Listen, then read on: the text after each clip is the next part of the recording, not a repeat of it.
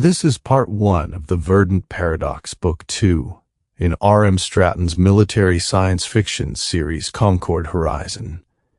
If you like the audiobook, the ebook is available at the link in the description. Epigraph. And you will know the truth, and the truth will set you free. John 8:32, ESV. Dedication. For those who look up at the night sky and wonder not just what is out there, but what it means for us to go. Author's note. This story is set in a future where humanity has taken its first true steps into a wider galaxy, one shaped not only by technological advancement, but by the persistence of culture, identity, and human nature. While faster-than-light travel has reshaped exploration and expansion, communication remains bound by the speed of light. In this gap between action and awareness, decisions carry weight, and consequences often arrive too late to be prevented, only understood. The world of Concord Horizon is not a utopia, nor is it a dystopia. It is a reflection of what humanity might become, capable of great cooperation and great conflict, shaped as much by its past as its future. The species within this story, human and otherwise, are not defined solely by their differences, but by how they choose to engage with one another in moments of uncertainty. At its core, this is a story about responsibility in a universe where no one is watching in real time, and what it means to act anyway. Series note. Concord Horizon is a continuing science fiction series exploring the expanding role of humanity in a multi-species galaxy. Each installment builds upon a larger narrative involving the discovery of ancient alien technology, the political and cultural balance between emerging and established powers, the Concord Wardens, peacekeepers with wide authority and limited oversight. While each book presents a contained story, the consequences of each mission ripple outward, shaping what comes next. Technical note. Faster-than-light travel allows ships to cross interstellar distances in days or weeks. Communication does not. Outside of localized systems, messages are constrained by the speed of light. For high-priority transmissions, courier drones are used to transport data across space physically. Civilian communications often rely on ship-based relays, resulting in delays that can span days, weeks, or longer. As a result, command decisions are often made without real-time oversight. Intelligence is frequently incomplete or outdated. Individuals on the scene must act with autonomy and accept the consequences. Out here, distance isn't measured in miles. It's measured in time between what happens and when anyone else finds out. Post Kestrel. Lunch on observation Post Kestrel usually happened in shifts. There were too few people aboard to justify ceremony, and too many overlapping schedules to manage anything resembling normal meal hours. Scientists ate when they could. Technicians ate when reminded. The two security officers on the post's small detail ate quickly and with the permanent suspicion that something would interrupt them halfway through. Today, for a brief and increasingly rare window, enough schedules aligned that the cafeteria held a respectable crowd. All 8 of Kestrel's personnel were present at once, which Dr. Helen Marsh registered the way she registered any rare ecological event, with the small satisfaction of having been there to witness it. The room itself was practical rather than elegant. Modular tables bolted to the deck, wide observation ports along one wall, a galley line built more for efficiency than inspiration. But someone in food services had decided to try. The result was buffalo chicken macaroni and cheese. "It's aggressively American," said Dr. Yusuf Khalil from the next table, studying his tray with the suspicion of a man whose tastes ran toward Lebanese home cooking. "It's delicious," replied Dr. Mara Solis without looking up from her field notes. "It's orange." "That's not a criticism." Marsh ate quietly and let them have their exchange. After 2 years aboard Kestrel, she had stopped trying to keep up with the small running arguments her colleagues maintained for the simple pleasure of arguing. The cafeteria's social ecosystem operated on rules she found easier to observe than to participate in. Beyond the observation ports, Aelari Prime turned slowly beneath them. Vast green cloud systems rolled over continents broken by winding rivers and dense equatorial forests. The planet's oceans flashed where sunlight caught them. The large moon hung pale and watchful at the limb of the horizon. Even from orbit, it looked alive in a way few worlds did. Marsh had spent 2 years cataloging why. The jungle ecosystems of the central continent operated on biochemical principles that overlapped with Earth's in ways that should not have been possible without convergent evolution running on rails. Certain compounds in the resin of one particular canopy tree species were chemically near identical to certain compounds Earth pine trees produced. Different molecular pathways. Same end product. Both used as defensive chemistry against insect predation. The convergence ought to have been impossible, and yet here it was. Every day, in samples she could collect with her own hands when surface excursions allowed it. She had files on her workstation that no other xenobiologist in Coalition service had access to. 2 years of careful work. The kind of data set that would define a career if it could be published, and that already had defined hers, even though most of it remained internal Coalition naval intelligence material classified above public release. Across the cafeteria, Dr. Liu, station commander, senior Coalition Navy civilian scientist, formal head of the post, was eating in his customary corner, with a tablet in one hand and a fork in the other. He raised the fork in vague greeting when Marsh glanced his way. She returned the gesture. The morning's brief operational meeting had run long. They would have another one this afternoon to compensate. The pattern was familiar. The cafeteria settled into the easy rhythm of people who had lived too long in close quarters together, cutlery against trays. Low conversation. Kehlar arguing now with one of the post's 2 technicians about rainfall models over the northern continent, the other technician asleep upright with a coffee still in hand. Routine. Then the light shifted to red. For half a second no one moved, as if the station itself needed time to explain. Then the alarm sounded. A hard, repeating pulse. Security breach. Every conversation died at once. Marsh was already on her feet when the overhead speakers activated. Alert. Unauthorized docking event. Security teams respond to junctions 3 through 6. All civilian personnel move to designated shelters immediately. What the hell? Solis said. No one answered. The far bulkhead screen came alive with a camera feed from one of the docking corridors. Smoke, then movement through it. Tall figures in matte armor advancing with practiced discipline. Kehlar. Marsh had seen Kehlar in briefing files and diplomatic footage, but never in person.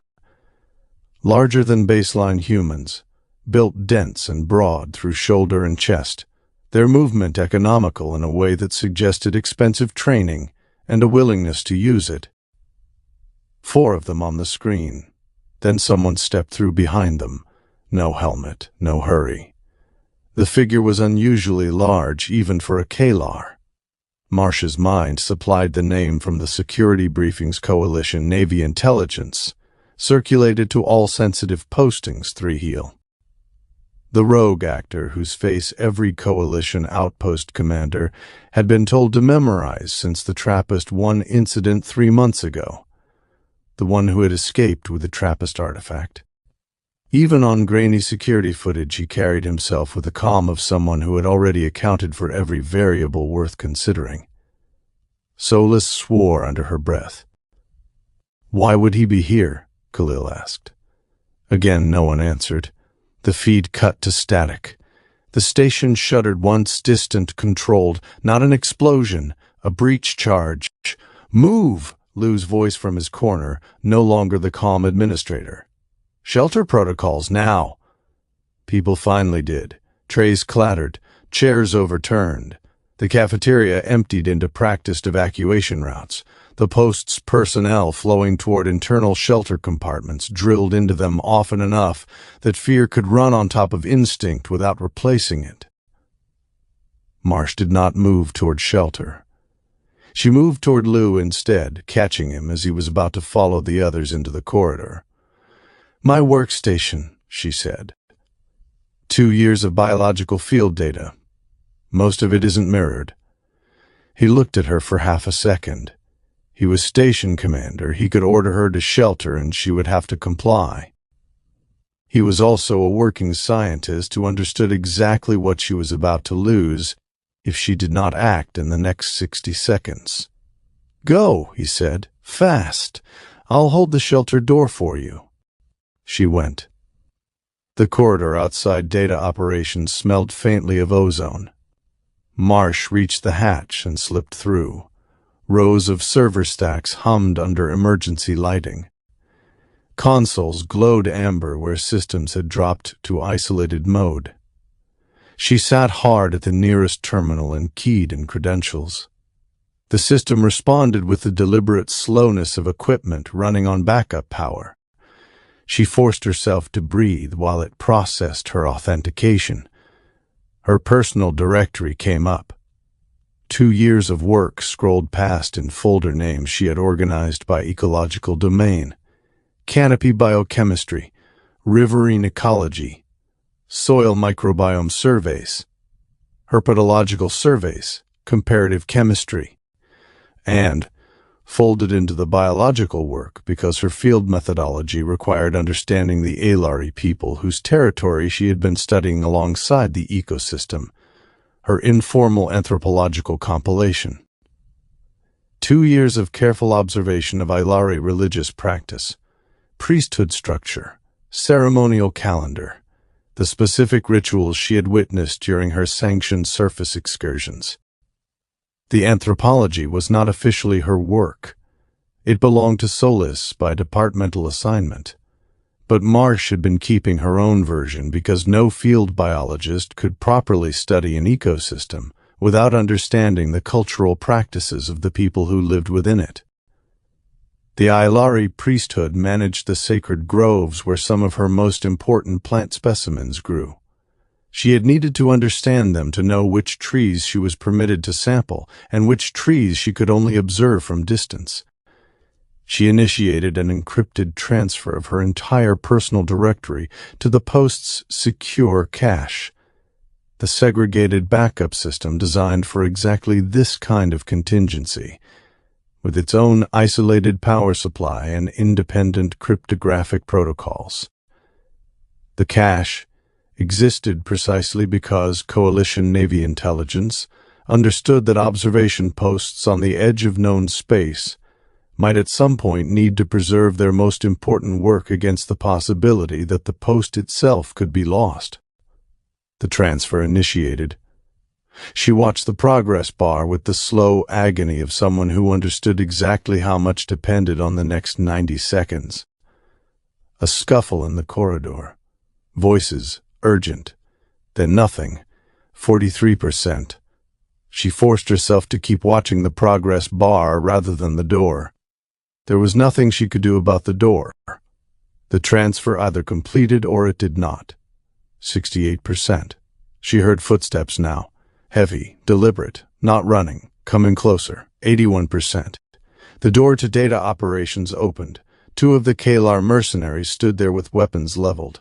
Marsh raised her hands slowly and stayed seated at the terminal.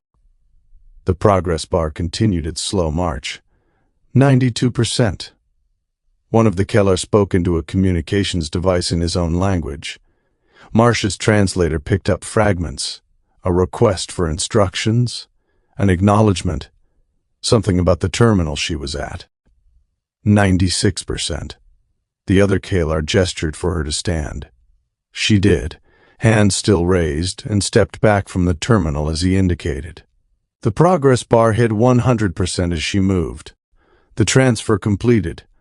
The cache acknowledged receipt. The work was saved. The Kehlar moved past her to the terminal and began a methodical extraction of the data still on it. He did not delete her personal directory, he copied it first. Then he moved to the Post Central Scientific Archives and copied those. Then geological surveys. Then atmospheric records. Then, and here, Marsh's chest tightened because she understood the pattern. Anthropological compilations, cultural progression indexes, comparative development projections, every file the Post held on the Aelari civilization, and on the geological structure in the central mountain range that Lu's team had been studying without ever quite understanding what they were looking at. The Kehlar finished his copy operation and began selective deletion of originals. Not everything. Specific files. Targeted threads. He worked for perhaps 15 minutes while the other one held Marsh at gunpoint.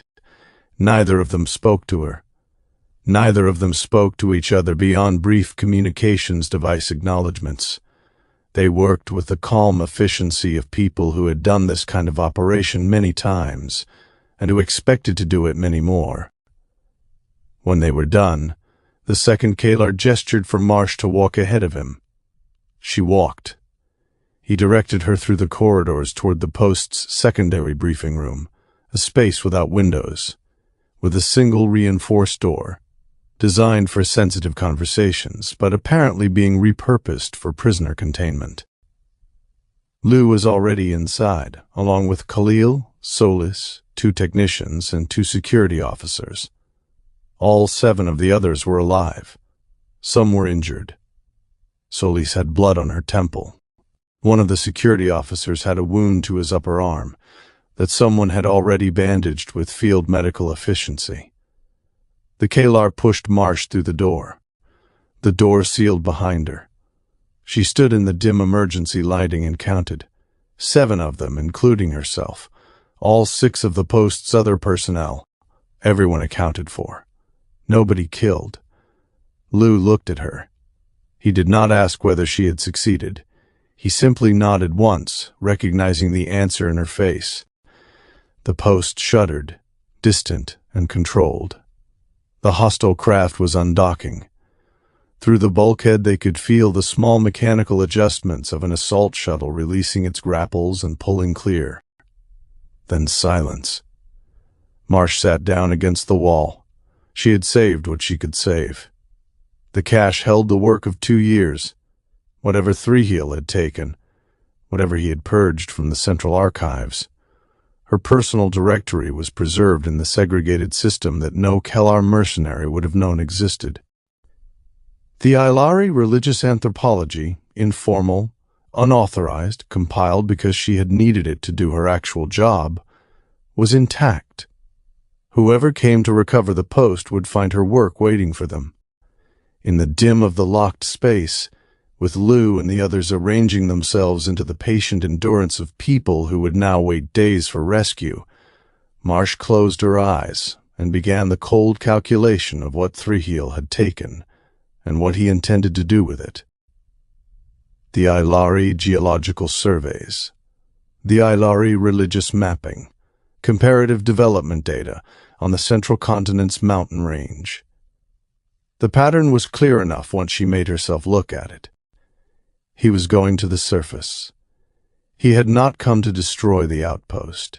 He had come for information, and whatever he had found was important enough to risk coming here in person. The emergency was over. The problem had only just begun. 1. Aloha. The 3rd morning of leave, I woke before sunrise and lay watching the ceiling fan turn. Nara was asleep beside me, one arm folded under her pillow and the other resting between us in the loose, unconscious half-grasp of someone who had stopped checking, even in sleep, whether the person next to her was still there.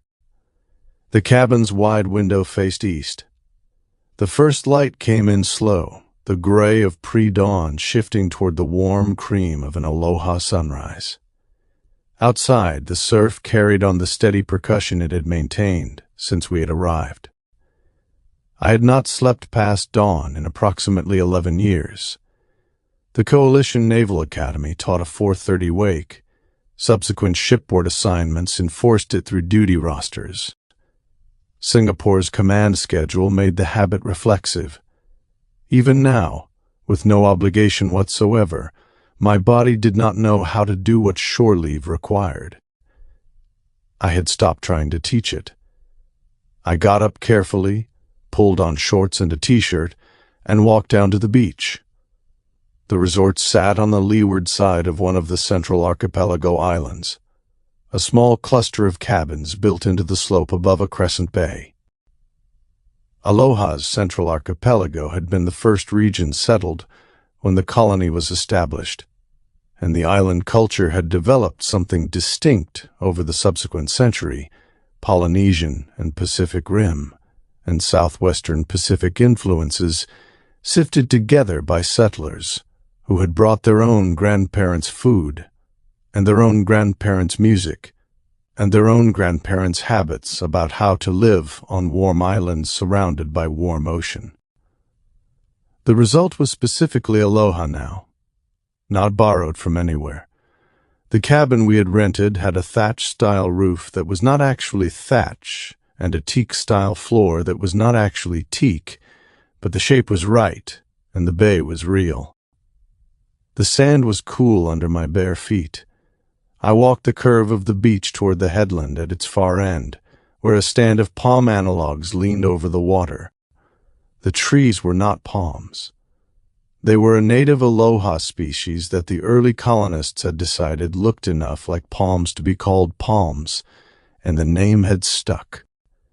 Their fronds moved in the offshore breeze with a sound that was not quite a palm sound, but was close enough that the brain accepted it. I walked to the headland and stood for a while looking out across the bay. 3 months since Eden. 3 months since the Concord Council's deliberation room and the 7 votes that had made me the first human warden in the program's history. 3 months since I had walked out of that chamber with the institutional weight of an interspecies office that had not previously existed for a human to hold. 3 months of Singapore back on operational patrol while the political administrative tale of what had happened at Trappist-1 worked through the various coalition committees and Berlin subcommittees and Concord adjudication panels that processed events of that magnitude. It had been a busy 3 months. Not a hard 3 months, but a busy one. Wardens were expected to do things. The institutional appetite for my time had been substantial. Then leave had been approved, and I had discovered over the past 3 days that I had forgotten how to do nothing. I watched the sun clear the horizon. The light came up the bay in stages, warming the water from steel to pewter to silver to blue. A small flock of something that was not seabirds, but functioned as seabirds came down the headland and turned out across the open water, calling. I stood and watched them until they were gone. Then I walked back to the cabin. Nara was up when I returned, in the same shorts and t-shirt she had slept in, making coffee at the cabin's small counter. She turned when I came through the door and held up a mug in question. I nodded. She poured. We had breakfast on the cabin's deck overlooking the bay. The resort kitchen sent up a tray each morning if you wanted one. Today's tray was eggs and grilled local fruit and a fish cake made from something the menu called Blue Runner, which was the closest English-language approximation of the Aloha name for a fish that the colony had taken to over the past 50 years. The fish cake was very good. The coffee was the same coffee they served everywhere on Aloha, which was a hybrid bean grown on the windward slopes of the largest island and shipped through Nimitz Station to the rest of Coalition space, where it commanded prices that made the growers comfortable and the buyers grumble. We ate slowly. Nara read something on her reader. I watched the bay. The sun moved. "You went to the headland again," she said eventually, not looking up. I did. That's 3 mornings. I noticed. It's becoming a routine. It is. She set down the reader and looked at me. Peter, you are on leave. I am aware. The headland routine suggests otherwise. I considered this. The headland routine suggests that I am bad at leave. That is what I am saying. I drank coffee. I will work on it. You will not. Probably not. She smiled and picked up her reader again. This was the rhythm we had settled into. The relationship had been 3 months old at Eden. It had been 6 months old when I had asked her to share my quarters aboard Singapore.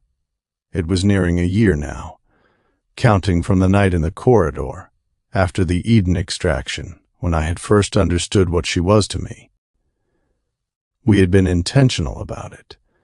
Nara was not someone who tolerated drift, and I had not wanted to drift. The arrangement we had built was deliberate and clear and worked. The crew of Singapore had known about us for 3 months and had absorbed the information without commentary, which was the highest form of approval the shipboard culture could offer. This leave was the first proper one we had shared. 2 weeks. Aloha had been her choice. She had spent a summer here as a medical student before her naval ROTC commission and had wanted to come back. I had agreed without argument. "What do you want to do today?" she asked. "Nothing." "You will be bad at that too." "I will try harder." We did nothing for most of the day. We swam in the bay before the heat. We read on the deck through the long, bright middle of the afternoon. We walked into the small resort village for a late lunch of grilled fish and a green vegetable that was not spinach, but cooked like spinach. Nara talked with the woman who ran the small shop about the woman's grandchildren, who had recently moved to the windward side for university. I listened to the conversation in the corner of the shop where I had taken a chair to look at a display of locally made wood carvings. The carvings were good. I bought a small one, a representation of one of the knot seabirds I had watched at the headland, and we walked back to the cabin in the late afternoon heat. We had dinner on the deck. Then we went inside, and Nara put Star Trek IV on the cabin's entertainment display. The film was one we had watched together before. It had become the kind of film couples watch repeatedly, because it had become theirs without either of them deciding it should. The first time, on Singapore, had been an accident. Gibby had mentioned it during a galley conversation, and we had pulled it up that evening. And the joke about my middle name being Kirk had landed for us in a particular way that meant we had both registered the film as belonging to us afterward. Since then, we had watched it perhaps 5 times. We knew the beats. We watched it now in the cabin's low light, sitting close on the cabin's small couch. The probe arrived. The Enterprise crew went back in time. They found their whales. Kirk and Spock rode the bus across the Golden Gate Bridge towards Sausalito and the Cetacean Institute. Kirk delivered his retort to the man in the passing car about being a double dumbass. Both our wrist comms chimed in sequence. The chime was not the standard message tone. It was the priority recall. We both heard it at the same time and looked at each other across the couch. Nara reached for the entertainment display's remote and paused the film. Kirk froze mid-sentence on the screen, mouth open, the bus interior bright behind him. I looked at my wrist comm. Coalition Navy priority signal. Recall to duty. Singapore at Nimitz Station within 48 hours. Nara was reading her own comm. "Same," she said. "Same." We sat for a moment. The film stayed paused. Kirk's mouth stayed open. The cabin's small couch and the warm aloha evening and the bay outside, and the 3 days that had taught my body almost nothing about how to be off duty. All of it became, in the space of those few seconds, something that had already happened. Something we would think about later from somewhere else. 48 hours, I said. We can be at the port by morning." "We can." She turned off the entertainment display. Kirk vanished. We started packing. 2. Houston Lab. Joseph Thompson had been on Earth for nearly 3 months, and he still wasn't used to Houston. The city felt impossibly large. Even from the upper windows of the Cipher research facility on the Coalition Navy's Houston grounds, the world stretched in every direction. Highways braided like rivers of steel, towers of glass and concrete reflecting the Texas sun, aircraft descending in orderly patterns toward the sprawling spaceport to the southeast. Beyond the urban skyline lay the Gulf, and beyond the Gulf an entire planet whose history was far older and more complicated than anything Joseph had imagined while growing up on Eden. He sat at a workstation beside Fevai, trying to focus on the lines of symbols scrolling across the screen. The cipher glowed in a transparent display above the console, an intricate lattice of geometric patterns and mathematical relationships that looked less like language and more like a living equation. Portions of it rotated slowly in 3 dimensions while Fevai manipulated the data with quick, precise movements of her small hands. The children's science officer stood on a raised platform built to bring her workstation up to a comfortable working height.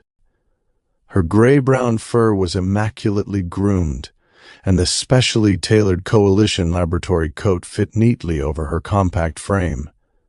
To Joseph, she resembled a mouse from one of the old Earth storybooks Abraham used to read at home, but there was nothing cartoonish about the intensity in her dark eyes.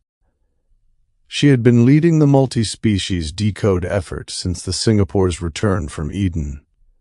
Teams from Earth, Mars, Tau Ceti, and several conquered species now worked under her direction. She still found time, somehow, to sit at the same console with him for half of every working day. "The recursive structures are becoming more stable," Fevai said, half to herself. "It is as though the cipher recognizes biological patterns and uses them as indexing markers." Joseph leaned forward. "You mean it's sorting itself?" "In a sense." Her whiskers twitched. "The artifact appears to organize information according to traits it considers significant." Joseph tried to suppress the knot in his stomach. Significant. That was the word everyone used now. Significant DNA markers. Significant genetic anomalies. Significant historical implications. At 14, he was old enough to understand that his life had become important for reasons he had never asked for, and old enough to recognize that the people around him used the word carefully because they were trying not to say what they actually meant. What they actually meant was that he carried 3 specific alleles in his DNA, inherited through his mother's line. 3 small sequences. Together they amounted to roughly 1% Lennian ancestry, a fraction so small that until recently no one would have thought to look for it. The 3 markers themselves were not extraordinary. Many humans with deep Eurasian ancestry carried similar small percentages of Neanderthal Lennian DNA. What was extraordinary was the expression. In Joseph's body, the 3 markers were active at levels nobody had previously documented in any human. Whatever those ancestral sequences did, they were doing it in him, in a way they did not do in anyone else. His father did not have the markers, which meant they had come from his mother, and because Ruth Thompson had died bringing him into the world, and because no one else from her line remained alive, Joseph was the only living thread of a sequence that ran back tens of thousands of years to one of the earliest meetings between modern humans and the relocated cousins humanity had once called Neanderthals. He hated thinking about it. Sometimes he wished he were just Joseph Thompson from Eden, a farm boy who helped his father repair fences, fed the goats, argued with his brothers over whose turn it was to clean the kitchen. He missed the smell of soil after rain. He missed Abraham's voice reading scripture in the evening. He missed the rhythms of a small community where everyone knew everyone, and no one looked at him like he might unlock something none of them could name. Fevai glanced over. "You are distracted?" "Sorry. There is nothing to apologize for." Her voice softened. "Homesickness is a predictable emotional response." "That makes it sound like a medical condition." "In moderate cases, it often resembles one." Joseph chuckled despite himself. That was one thing he liked about Fevai. She never treated him as a specimen. She asked for his help. She explained what they were doing. She spoke to him as if his thoughts mattered. Across the lab, the 3 other human researchers were at their own consoles. 2 children worked at a paired station near the south wall, and the Lenian cryptographer on the team. Tall, broad-shouldered, taking up more visual space than the room could comfortably hold, was bent over a printout that had been hand-annotated in 3 languages. At the back of the lab, in his usual quiet observation chair near the door, Vrolksen sat with a datapad on his lap. He had been there most mornings for weeks. He did not contribute to the technical work. He watched. Joseph had given up trying to understand exactly why. The laboratory doors parted with a soft hiss. Joseph looked up and straightened in his chair. Admiral Stephen Archuleta entered carrying 2 cafeteria trays. He wore his uniform with the relaxed confidence Joseph had come to associate with him.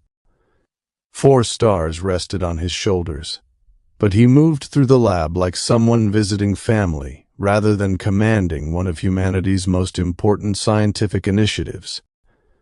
Vrolksen acknowledged the Admiral's entry with a small nod from the back of the room. Archuleta returned it without breaking stride. "Mind if I interrupt?" Archuleta asked. Fevai's whiskers twitched in amusement. "You outrank everyone in the building." "Steve," the Admiral corrected gently. Joseph still found that unsettling. On Eden, adults were always addressed formally. Mr. Thompson, Pastor Collins, Dr. Warren. Even his own father was Sir in certain circumstances. Calling a 4-star admiral by his first name felt almost disrespectful, and Joseph had been working on it for nearly 3 months without quite getting comfortable with it. "Lunch delivery," Archuleta announced, setting 1 tray beside Joseph. "I'm told the cafeteria has made a determined effort to create something resembling Eden-style chicken and dumplings." Joseph studied the bowl. Resembling, that was the exact word the chef used. A smile tugged at Joseph's mouth. He took a careful spoonful. It was not Eden chicken and dumplings. It was closer than he had expected. The dumplings were the wrong density, and the broth had been seasoned by someone who had never been to Eden, but had read about Eden cooking somewhere and had tried. The effort itself was the thing that landed. Archuleta sat down beside him. "How are things today?" Joseph glanced at Fevai, then back. "The same, mostly." Archuleta nodded, understanding more than Joseph had said aloud. "I received the latest relief reports from Eden this morning. The reconstruction is progressing. The Northfield's irrigation has been restored. Several homes are being rebuilt. Your father has been helping coordinate volunteers." Joseph swallowed. That sounds like him. "The reports suggest he is, as always, very difficult to argue with." Joseph laughed softly. "And your brothers are keeping everyone entertained," the Admiral continued. "Apparently they have decided the relief crews are not working fast enough." That also sounds like them. For a moment, Joseph could almost picture it. Abraham in the middle of the community with tools in hand. His brothers carrying boards and asking too many questions. Neighbors working under Eden's wide, pale sky. The image warmed him and hurt at the same time. Archuleta's expression grew quieter. "They're rebuilding, Joseph, and they ask about you constantly." Joseph stared at his tray. "I'm grateful," he said quietly. For what the Coalition has done for Eden, for what you've done for me." He paused, searching for words. But sometimes. He hesitated, embarrassed by the tightness in his throat. "Sometimes I don't want to feel like an experiment. Every day someone wants another blood sample, another scan, another test. I know it's important. I know this could help people understand things." His fingers curled around the spoon. He looked up and made himself meet the Admiral's gaze. "But sometimes I wish I only had human DNA." The words hung in the air. Fevai set aside her datapad. The lab seemed to go still. When Archuleta finally spoke, his voice was calm and steady. "Joseph, what makes you extraordinary is not what's in your DNA." Joseph blinked. "It matters scientifically. It may matter historically. But it does not determine your worth." Archuleta leaned forward. "You are important because of the person you choose to be." Fevai nodded once. "The sequences are data. They are not your identity." Archuleta rested a hand on Joseph's shoulder. "You are not here because we want to dissect you, son. You're here because you may help bridge a gap between two peoples who have been separated for 40,000 years. And if at any point this becomes too much, we slow down. Understood?" Joseph looked from the Admiral to Fevai. Neither of them saw a test subject. Neither of them saw curiosity. They saw him. He drew in a shaky breath. "Yes, sir." Archuleta raised an eyebrow. A small smile broke through. "Yes, Steve." "Much better." For the first time in weeks, the knot in Joseph's chest loosened slightly. The homesickness remained. He still missed Eden. He still missed Abraham and his brothers and the uncomplicated certainty of the life he had known. But perhaps he was not trapped between worlds. Perhaps he belonged to both. Archuleta stayed for the rest of lunch. They talked about smaller things, the Houston weather, a book Joseph had been reading from the Academy Library, the reconstruction supply convoy that would reach Eden the following week. When the trays were empty, Archuleta stood, gathered them with the same uncomplicated practicality with which he had brought them, and left for whatever meeting he was scheduled to be late to. Fevai reactivated the hovering display. The alien symbols resumed their slow rotation. Joseph picked up his spoon, then set it down. He pulled the console keypad toward him and scrolled back through the morning's work. Something had been catching at the edge of his attention all morning. Something he had not been able to put words to before lunch. He let his eye move across the symbols without trying to read them. Just the shape of them. The way they arranged themselves on the lattice. There. A pattern. A small recurrence in the geometric markers, repeating at intervals that did not match anything Fevai had identified as syntactic. Joseph could not have explained what made him notice it. He just saw it. "Fevai." She looked over. He pointed at the section of the display where the recurrence was visible. "These markers, they show up here and here and here. The intervals are different, but the shape is the same each time." Fevai studied the display for a long moment. She zoomed in on one of the markers, then on another, then on the third. Her whiskers stopped moving. "Yes," she said quietly.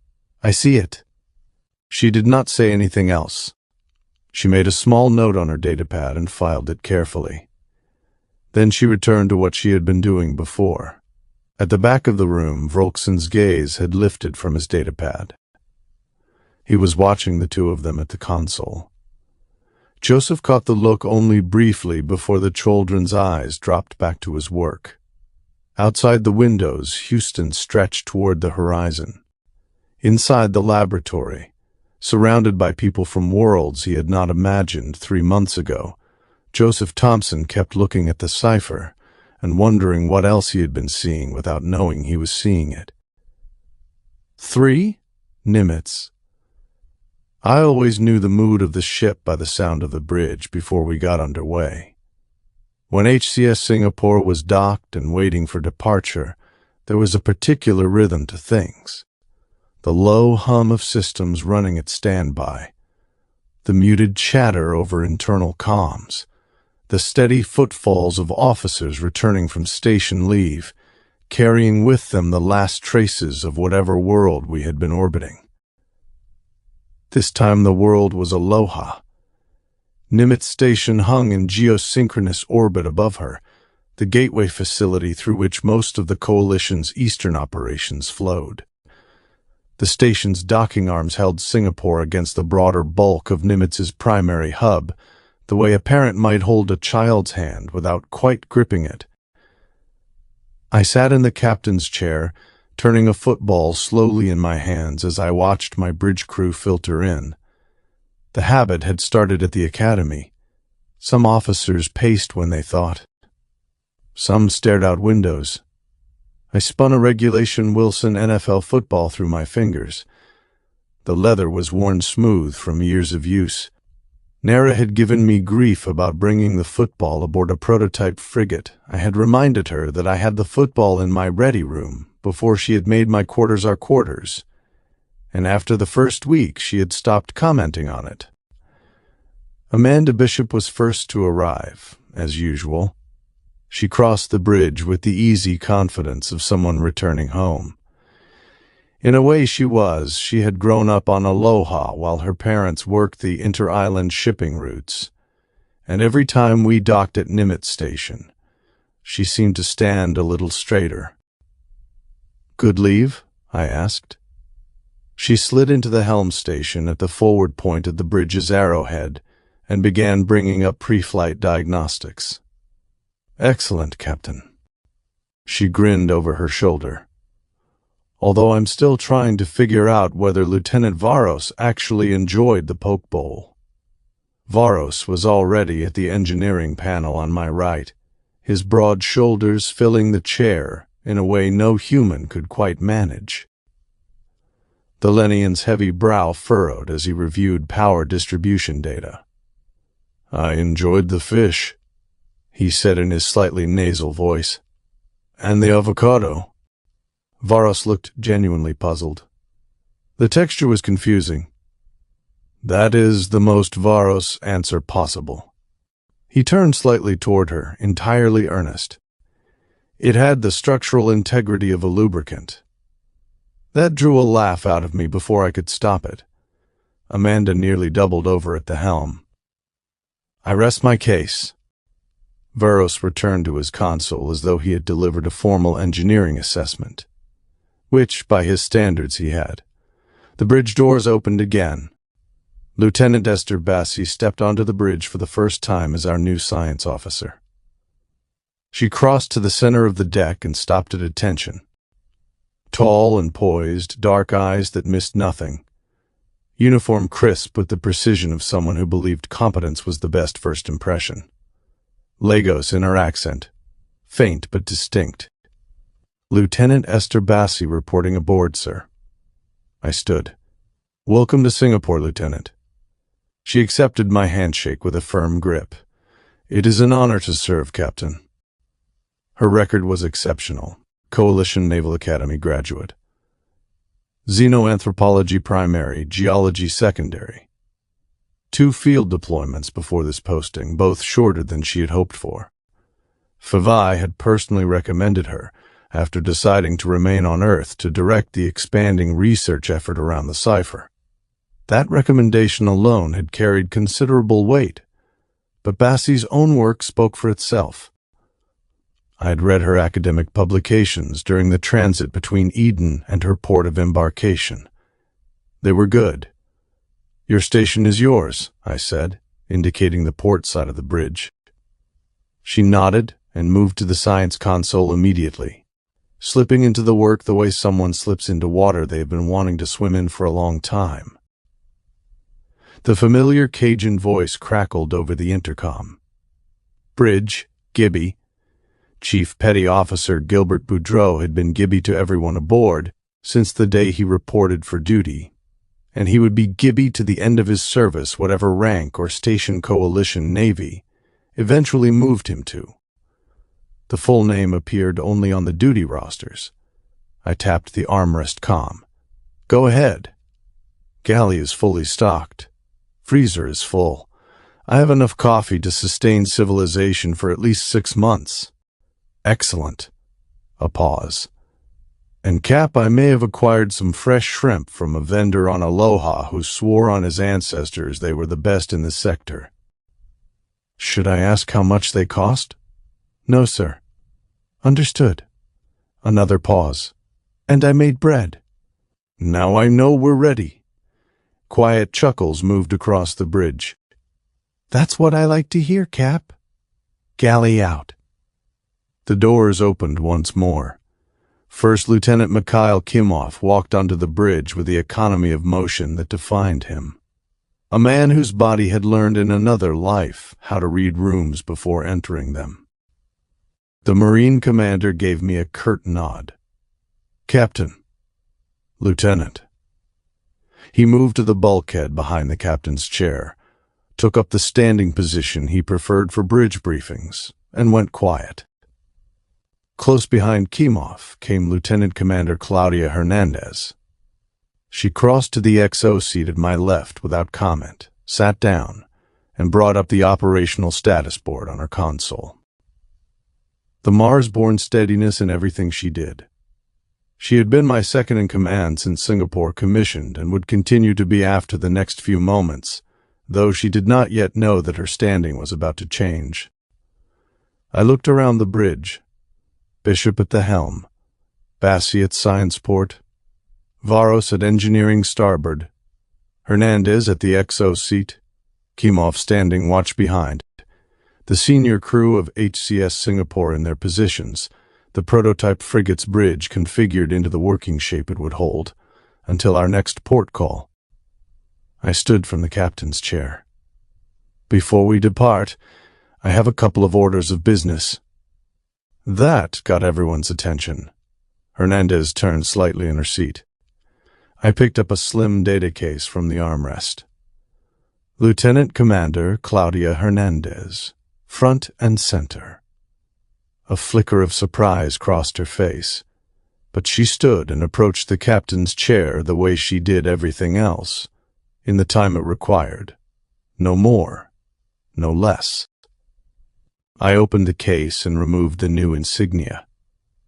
By order of Coalition Naval Command, in recognition of exemplary service, superior leadership, and distinguished conduct during recent operations, you are hereby promoted to the rank of commander.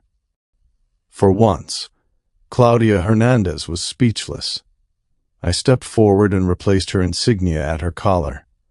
The commander's mark caught the bridge lighting and held it. Congratulations, Commander. Her eyes shone.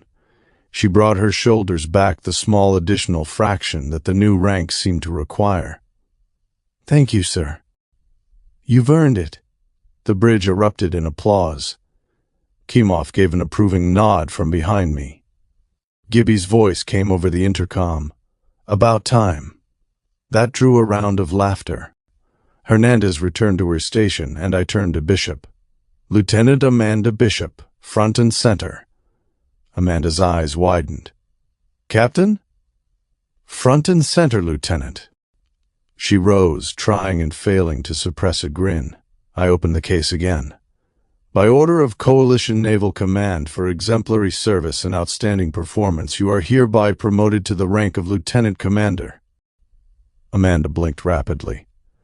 I attached the new insignia to her collar. The half-stripe of the Lieutenant Commander joined the existing rank work. Congratulations, Lieutenant Commander. She threw her arms around me before catching herself. Sorry, sir. I laughed and returned the brief embrace. No apology necessary. Her voice wavered slightly. Thank you, Captain. The applause this time was even louder. Varos inclined his head from engineering. Your navigational decisions have been statistically superior. Amanda laughed through suspiciously moist eyes. Thank you. I think. She returned to her station, and I returned to the captain's chair. The bridge settled, though the atmosphere had shifted. The crew was now configured the way Singapore would carry it forward. Hernandez as commander. Bishop as lieutenant commander. Bassi arriving. Singapore herself, 4 months out of commissioning, and still finding the rhythms of her own crew. The prototype frigate is the thing she was becoming, rather than the thing she had been built to be. I tapped the armrest comm. Nimitz Control. HCS Singapore requesting departure clearance. The station's voice came back at the standard cadence of routine port traffic. HCS Singapore PX 225 Nimitz Control. You are cleared for departure. Disengage docking clamps at your discretion. Safe transit. Acknowledged. Singapore departing. The docking clamps released along the hull in the sequence that always sounded to me like a long, quiet exhalation. Bishop took us out of the station's dock cradle with the smooth, deliberate touch she used for every Nimitz departure, neither showy nor cautious, just correct. Singapore drifted clear of the station structure. Aloha turned slowly beneath us, the planets blue and white filling the forward viewport. I gave Bishop a vector that would take us clear of Nimitz's orbital lane, and then to the appropriate FTL departure point. She brought us to the lane. The ship's engineering load came up the way it always did during initial transit. The small, low vibrations through the deck plating that told a long-serving officer that the systems were doing what they were meant to do. Varos at engineering was watching the same load curves I was. He caught my eye and gave a small nod. Singapore was at 87% of nominal. The maintenance backlog from the interrupted refit was still partially open, and a number of non-critical systems were running below their full specifications. We could fix what we could fix in transit. The rest would wait. I keyed the all-hands comm. Senior staff to the Situation Room in 15 minutes for mission briefing. Singapore departing system in 1 hour. I rose from the chair and gestured to Hernandez. She rose with me. The Situation Room was aft of the bridge, separated by the broad open arch that joined the 2 compartments. The senior staff filtered in over the next 10 minutes. Bassi came in with a datapad and the visible focus of someone trying very hard to absorb every detail of her first operational briefing. Kimov took the position at the far end of the briefing table that he preferred. Varos came last, having handed engineering over to his second for the duration. Bishop remained on the bridge to fly the ship. She would be briefed afterward through Hernandez. I called the room to order. Coalition observation Post Kestrel went dark approximately 40 hours ago. Last verified communication was a fragmentary transmission indicating armed boarding. Coalition Naval Intelligence assesses the boarding force as Kehlar mercenaries, likely under the operational direction of Thrihiel. Coalition Navy has assigned HCS Singapore to the response because we are the closest vessel with a Concord Warden captain. Our orders are to investigate, render assistance to any surviving Kestrel personnel, and assess the situation with full Concord Warden authority for whatever decisions follow. I let that settle for a beat. What we know. Kestrel had 8 personnel, including Dr. Helen Marsh, whose xenobiological research on Aelari Prime is unique in Coalition records. The Post had been studying Aelari biology, geology, and culture for 2 years. Aelari Prime is a Bronze Age civilization on a jungle ocean world, humanoid, maximum 4 feet tall, under strict Concord non-interference protocols. The Kehlar force took something from Kestrel. We do not yet know what. I paused. What we do not know. Whether the Kestrel personnel are alive, whether Thrihiel's force is still in the Aelari Prime system, Whether Thrihiel has descended to the planet's surface or remained in orbit, whether what he took relates to what he has been pursuing since TRAPPIST-1. The faces around the table absorbed it. Hernandez was already running operational scenarios. Kemov's expression had not changed, but his eyes had gone distant in the way they did when he was running tactical geometry. Bassi was writing rapidly on her datapad. Varos sat with both hands flat on the table, listening. We arrive at the Aelari Prime system in approximately 14 days. Detailed planning will continue throughout transit. I will run further briefings as the picture clarifies. Questions for now? Nobody had questions yet. The picture was still too incomplete for questions to be useful. The senior staff nodded and began to file out. I returned to the bridge. Bishop had us already at the FTL departure point. Vector laid in, Captain. Take us out, Lieutenant Commander. She executed the transition with the same touch she had used on the dock release. The familiar slight pressure shift. The subtle interior change in the way the ship felt under deck.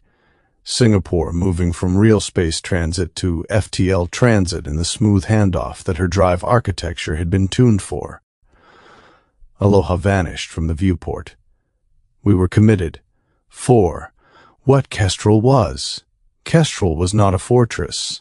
That was the first thing I reminded myself as I sat in my ready room with a cup of coffee going cold beside my left hand and the observation post's technical file open across 3 displays. Kestrel was a science post. 8 people, 2 modular habitation rings, 1 docking collar, 1 communications mast, enough maneuvering capability to hold station over Aelari Prime, and not much else.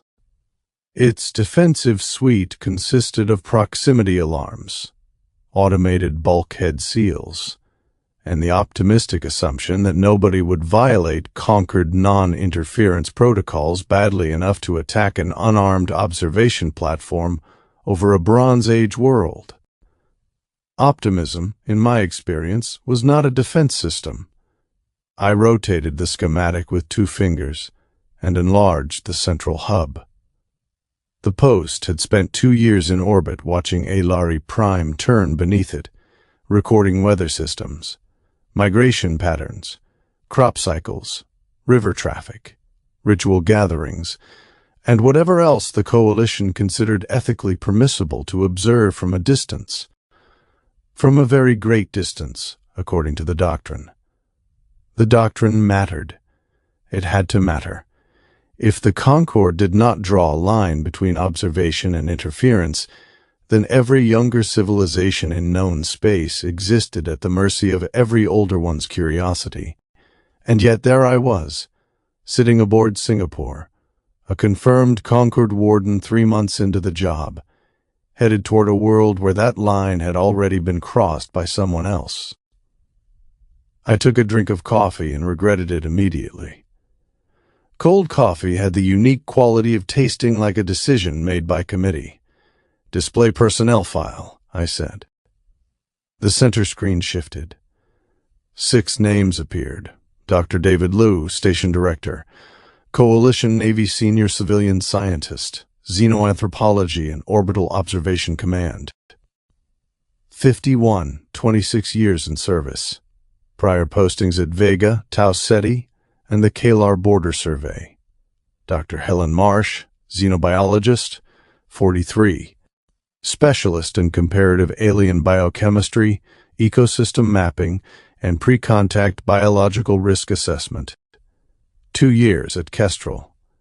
Lead researcher for Aelari Prime Flora and Fauna, Dr. Marasolis, cultural historian. 46. Bronze Age comparative civilizational development. Annotated most of Marsh's biological work with the relevant cultural context according to the Cross-Reference Index. Dr. Yusuf Khalil, geologist. 38.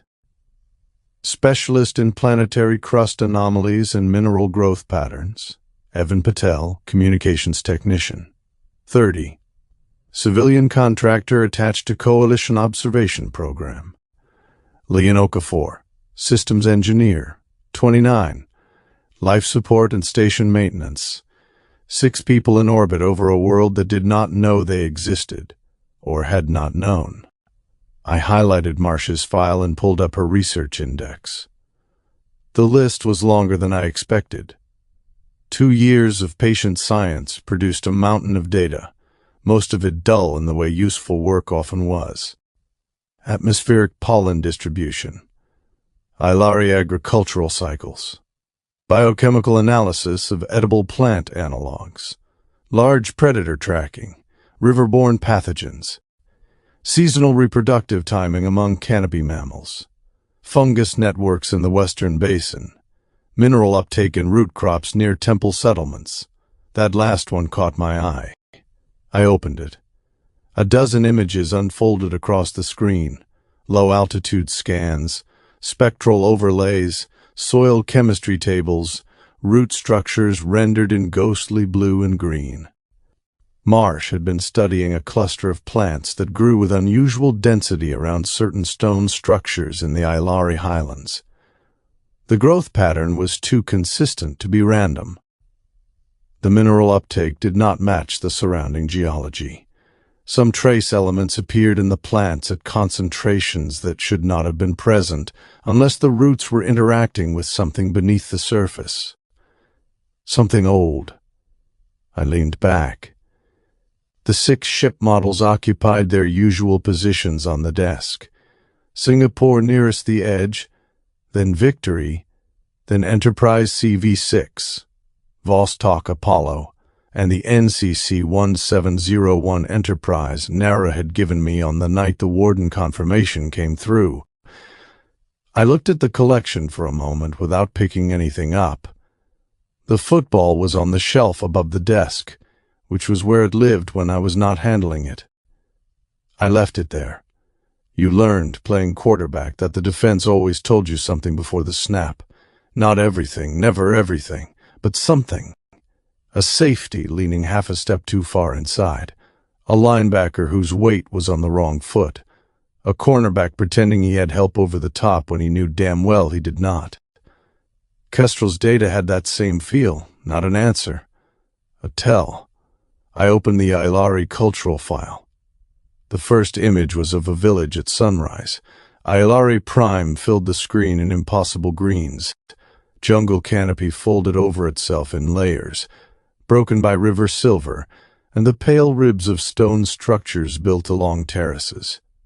The village sat on elevated platforms connected by rope bridges and carved walkways. Smoke rose from cooking fires in thin blue columns. Small figures moved through the morning light. The Aelari themselves were humanoid, though that word did its usual lazy work.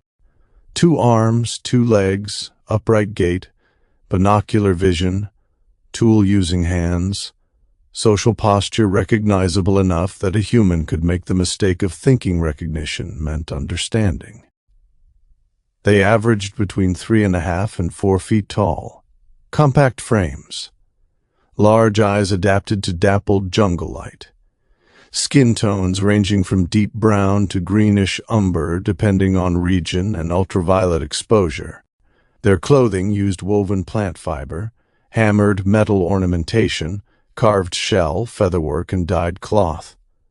Bronze Age technology by coalition classification, with complex religion and emerging city-state organization under strong priesthood influence. No evidence of industrialization. No evidence of astronomical knowledge beyond naked eye observation. No evidence they knew the stars were populated. I scrolled. The religious file was Solis's work, cross-annotated by Marsh. The first section was labeled Aurelian Selunara Divine Pair Structure. I read for 20 minutes. Then I read it again. Sun Father, Moon Mother, married deities. Day and night not as enemies, but as spouses taking turns guarding the world. Aurelian opened the day. Selunara opened the night. Their union created time. Their priesthoods governed law, medicine, marriage, fertility, burial, planting, kingship, oaths, and dreams. The Aelari did not treat religion as a compartment. It was the grammar through which their civilization understood reality. I had seen versions of that before, in human history. Every academy graduate who had suffered through comparative civilizations while pretending not to check fleet sim scores under the table had. But this was not an academy lecture. This was a living people. I opened the thread overlay. The word call appeared in the translated annotation. Demons, roughly. Predatory beings associated with hunger, teeth, night raids, corrupted bargains, and the breaking of sacred boundaries. The iconography varied by region, but the broad shape remained consistent. Long-muzzled, sharp-eared, fanged, powerful, wolf-like. Kehlar. I stared at the image for a long moment. A carved wooden mask filled the display. Elongated snout, painted eyes, bared teeth, a mane of black fiber falling from the back. It was not a perfect representation of a Kehlar face, but it was close enough that no Aelari seeing Thrihiel's people would need a translator. Their religion already had a category for him. That was bad enough. Then I scrolled further and found the trickster. Valeth, wolf-masked threshold deity. I read the entry slowly. Valeth was not one of the central gods, not in the way Aurelian and Selunara were. He lived at the edges of the pantheon, doors and masks, lies that revealed truth, forbidden paths, the unlocked gate you should not trust, the bargain that sounded like salvation until the price came due. Aurelian despised him. Selunara tolerated him. Of course she did. I rubbed my eyes. Thrihiel would see it. If he had the data Kestrel held, he would see it immediately. A Kehlar rogue, with a captured precursor artifact and a talent for weaponizing other people's beliefs, had just descended onto a world where the local civilization possessed a ready-made theological role for a wolf-faced bringer of forbidden truth. The screen made a quiet chime as a new file finished decrypting. Marsh's biological food compatibility notes. I opened them because practical concerns had a way of becoming moral ones when ignored. Aelari staple crops, local protein analogs, fruit toxicity categories, fungal hazards, aquatic life requiring slow metabolic processing in humans, root vegetables broadly safe after cooking, fermented ceremonial drinks unsafe in more than trace amounts, several spice analogs capable of causing allergic reactions in humans but harmless to the Aelari. Marsh's notes were precise, almost severe. She did not waste words, the kind of scientist who probably scared sloppy graduate students and kept better records than her station commander required. If she was alive, we needed her. If she was dead, we needed what she had left behind. I sat with that thought longer than I wanted to. The ready room was quiet around me. Not silent, Singapore was too small and too alive for silence. There was always the low structural hum of the ship underway, the faint shift of circulation through the vents, the occasional distant vibration of someone moving through the ladder well or a lift engaging between decks. On the wall, Kennedy looked down in the Schickler portrait, arms folded, head bowed. The posture had always struck me as less presidential than human. The wait before the decision.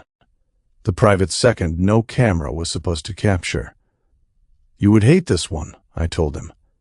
Kennedy, being a painting, took the comment with statesmanlike restraint. I closed the cultural file and opened the last Kestrel transmission. It was only 11 seconds long. Static, a fragment of Patel's voice. Alarm tones under it. A hard metallic thud, either docking impact or internal bulkhead closure. Then Lou clipped and controlled. Armed boarding, Kehlar profiles, data breach in progress. Kestrel to any coalition asset priority. The transmission cut there. I played it twice. On the third replay, I muted it before Lou's voice stopped. There was nothing useful left in the sound. Kestrel had gone dark because Thrihiel wanted something. Not because he enjoyed destruction. That would have been easier, in a way. Easier to predict, easier to hate cleanly. A butcher slaughtered because slaughter was the point, Thrihiel calculated. He had left Eden with the Trappist artifact because killing everyone in his path would not have helped him. Now he had raided Kestrel, apparently taken data, and left the station structurally intact. He wanted speed information, minimal resistance. It also meant the people aboard might still be alive. My wrist comm vibrated. Hernandez. "Captain," she said, "we'll be entering the outer approach window in 46 minutes. Bishop has the passive profile loaded. Bassie is asking whether you want the full cultural file pushed to the bridge displays or held in the situation room." "Situation room," I said. "No need to clutter the bridge before we have a sensor picture." "Aye, sir." "How's Bassie settling in?" A small pause. "Well enough to ask 3 questions I had not thought of yet." "That sounds promising." "It is," Hernandez said. "Mildly irritating, but promising." I smiled. "Good. Keep me updated." "Aye, Captain." The comm clicked off. I looked once more at the frozen image of Aelari Prime's jungle canopy. Somewhere beneath that green world, a civilization had built its life around gods who opened day and night. Somewhere above it, 6 scientists had watched and tried very hard not to touch. Somewhere now, Thrihiel was touching everything. I shut down the displays. The ready room door opened onto the communal mess, and the first thing that hit me was the smell, not coffee, not reheated ration packs, not the neutral, efficient scent of shipboard food designed by people who believed nutritionally complete was a flavor. This was rich and savory, with something like rosemary underneath and something darker I did not recognize. Roasted starch, warm spice, charred protein. A sweetness that reminded me of cinnamon without being cinnamon. Gibby was at the open galley, sleeves rolled up, expression solemn in the way he only looked when committing acts of culinary diplomacy. Nara sat at one of the tables with Bassie and Kimov. Hernandez was standing with a tray in one hand and a skeptical look on her face. Chen and Russo were already eating, which told me the meal had cleared the marine standard of hot and not obviously poison. "What?" I asked. "Did I just walk into?" Gibby turned, beaming. "Cultural enrichment, Captain. That phrase worries me." "As it should."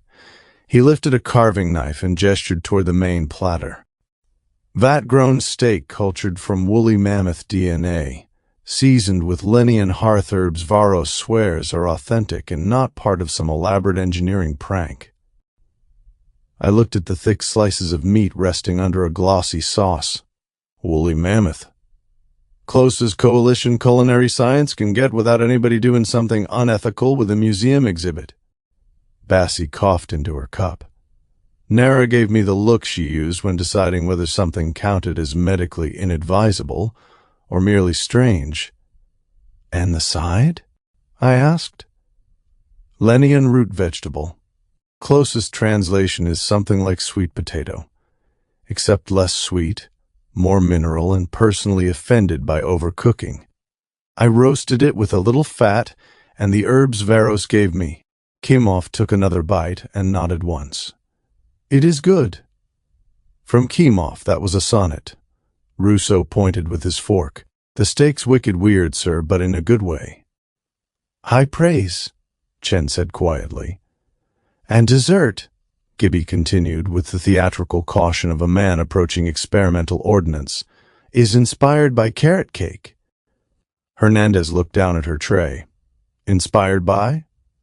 "Couldn't use carrots. Lenian equivalent root has more bite to it. Different sugar profile.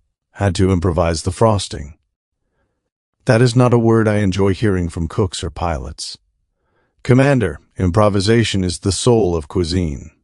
It is also how people end up in medical." Himura lifted one hand. "For the record, I have already reviewed the ingredients. The dessert is medically safe." "See," Gibby said. "I said safe. I did not say wise." That earned a laugh from the table. I took a tray because command had limits, and one of them was refusing food a crew had gathered around. Gibby served me 2 slices of mammoth steak, the Lennian root, and a square of the alleged carrot cake. The steak was darker than beef, with a texture somewhere between bison and something older than memory. The herbs were sharp and smoky. The root vegetable had the dense, comforting quality of sweet potato, but less sugar and more earth. It was strange. It was good. I sat beside Nara. "Productive reading?" she asked softly. "Define productive." "You found something worrying." "I found several things worrying." "That is your normal expression." This was a specialized version. She accepted that with a small nod and tried the dessert. Her eyebrows lifted. "Well?" Gibby asked from the galley. Himura considered with professional seriousness. "It is not carrot cake." "I know that, Doc. But it understands what carrot cake is trying to accomplish." Gibby placed a hand over his heart. "That may be the kindest thing anyone has ever said about my work." Bassie took another bite and smiled despite herself. "It has theological implications." "Everything has theological implications right now," I said. The table quieted by half a degree. Not silence, not tension exactly, just the crew remembering, all at once, where we were going. Aelari Prime turned somewhere ahead of us in the dark. Kestrel was waiting. Thrihiel was waiting. 6 people might still be waiting. Gibby knew when to let a silence sit and when to rescue it. "I'll save some for Varos and Bishop," he said, already reaching for 2 covered containers. "They both have the late shift tonight, and if I let those 2 eat standard watch rations after I made Lennian food, I'd never hear the end of it." "You would hear the end of it from Bishop," Hernandez said. "Varos would simply stand there looking disappointed. Much worse." Chen nodded. "Accurate." Russo pointed his fork at the dessert. "Save 'em cake too, or whatever we're calling this." "Root cake," Bassie suggested. "Sounds like something engineering uses to patch a pipe," Russo said. "Then Varos will appreciate it," Nara said. That got the table laughing again. I looked around the mess while they ate. Hernandez held her tray with the precision she brought to everything. Kimov ate like a man who had learned early not to waste warmth. Chen quiet beside him, Russo loud enough for them both. Bassie was new but already leaning into the rhythm. Nara was beside me, present and steady. Gibby at the galley, building civilization, one impossible meal at a time. 45 souls. 1 prototype frigate running at 87% of nominal toward a dark observation post over a world that still believed the universe ended at the sky. I cut another piece of mammoth steak and let myself have one ordinary moment before the next impossible thing arrived. 5. Houston pattern. Fevai arrived at the lab before sunrise, 3 days after Joseph had pointed out the recurrence. The Houston facility was quiet at this hour. The building's environmental systems ran at their overnight setting, slightly warmer than her preference, and the corridor lighting was dialed to its low pre-dawn level. She passed the security station at the 2nd floor, reached the lab, palmed the door open, and let herself in. The hovering display above Joseph's workstation was dark. The other consoles around the room sat in standby. The lab smelled of cooled equipment and the faint residue of the previous day's coffee, which the human researchers consumed in quantities her children metabolism found impressive.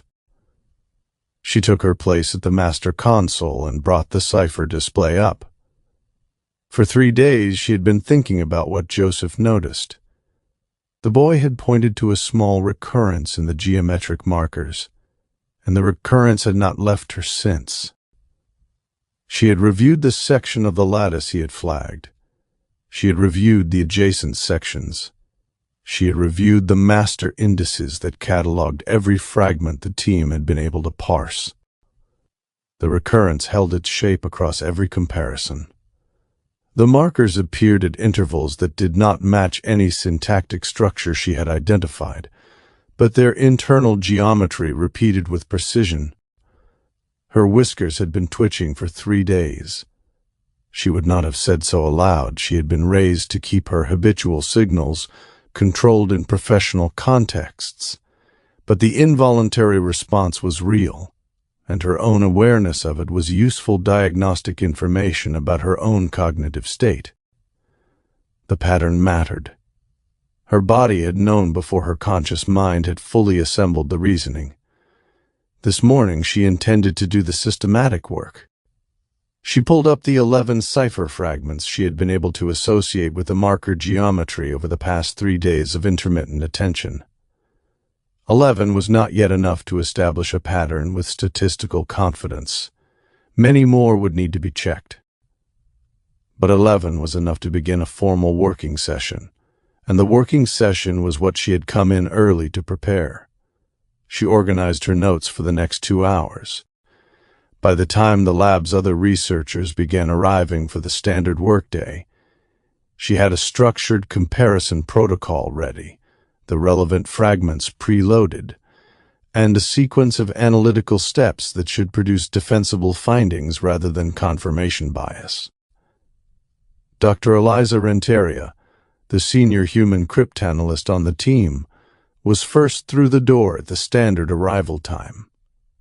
Fevai met her at the entrance. "I would like your time this morning," Fevai said. "I have a working pattern that requires verification." Renteria's eyebrows lifted. Fevai did not usually convene priority sessions. "How much time?" "Through midday at least, possibly longer." "What is the pattern?" "I prefer to show you rather than describe it. Description would prejudice your reading." Renteria nodded. She had worked with Fevai for nearly 3 months and understood her approach. "Let me get coffee." The Lenian cryptographer, Vortigern, arrived 12 minutes later. Fevai made the same request. Tegaln agreed without question and went to his console to clear his morning's other commitments. He had a way of accepting Fevai's working priorities without needing the reasoning explained in advance, a Lenian cultural pattern she had come to appreciate. The 3 of them convened at her console at the start of the second working hour. She walked them through the cipher fragment Joseph had identified.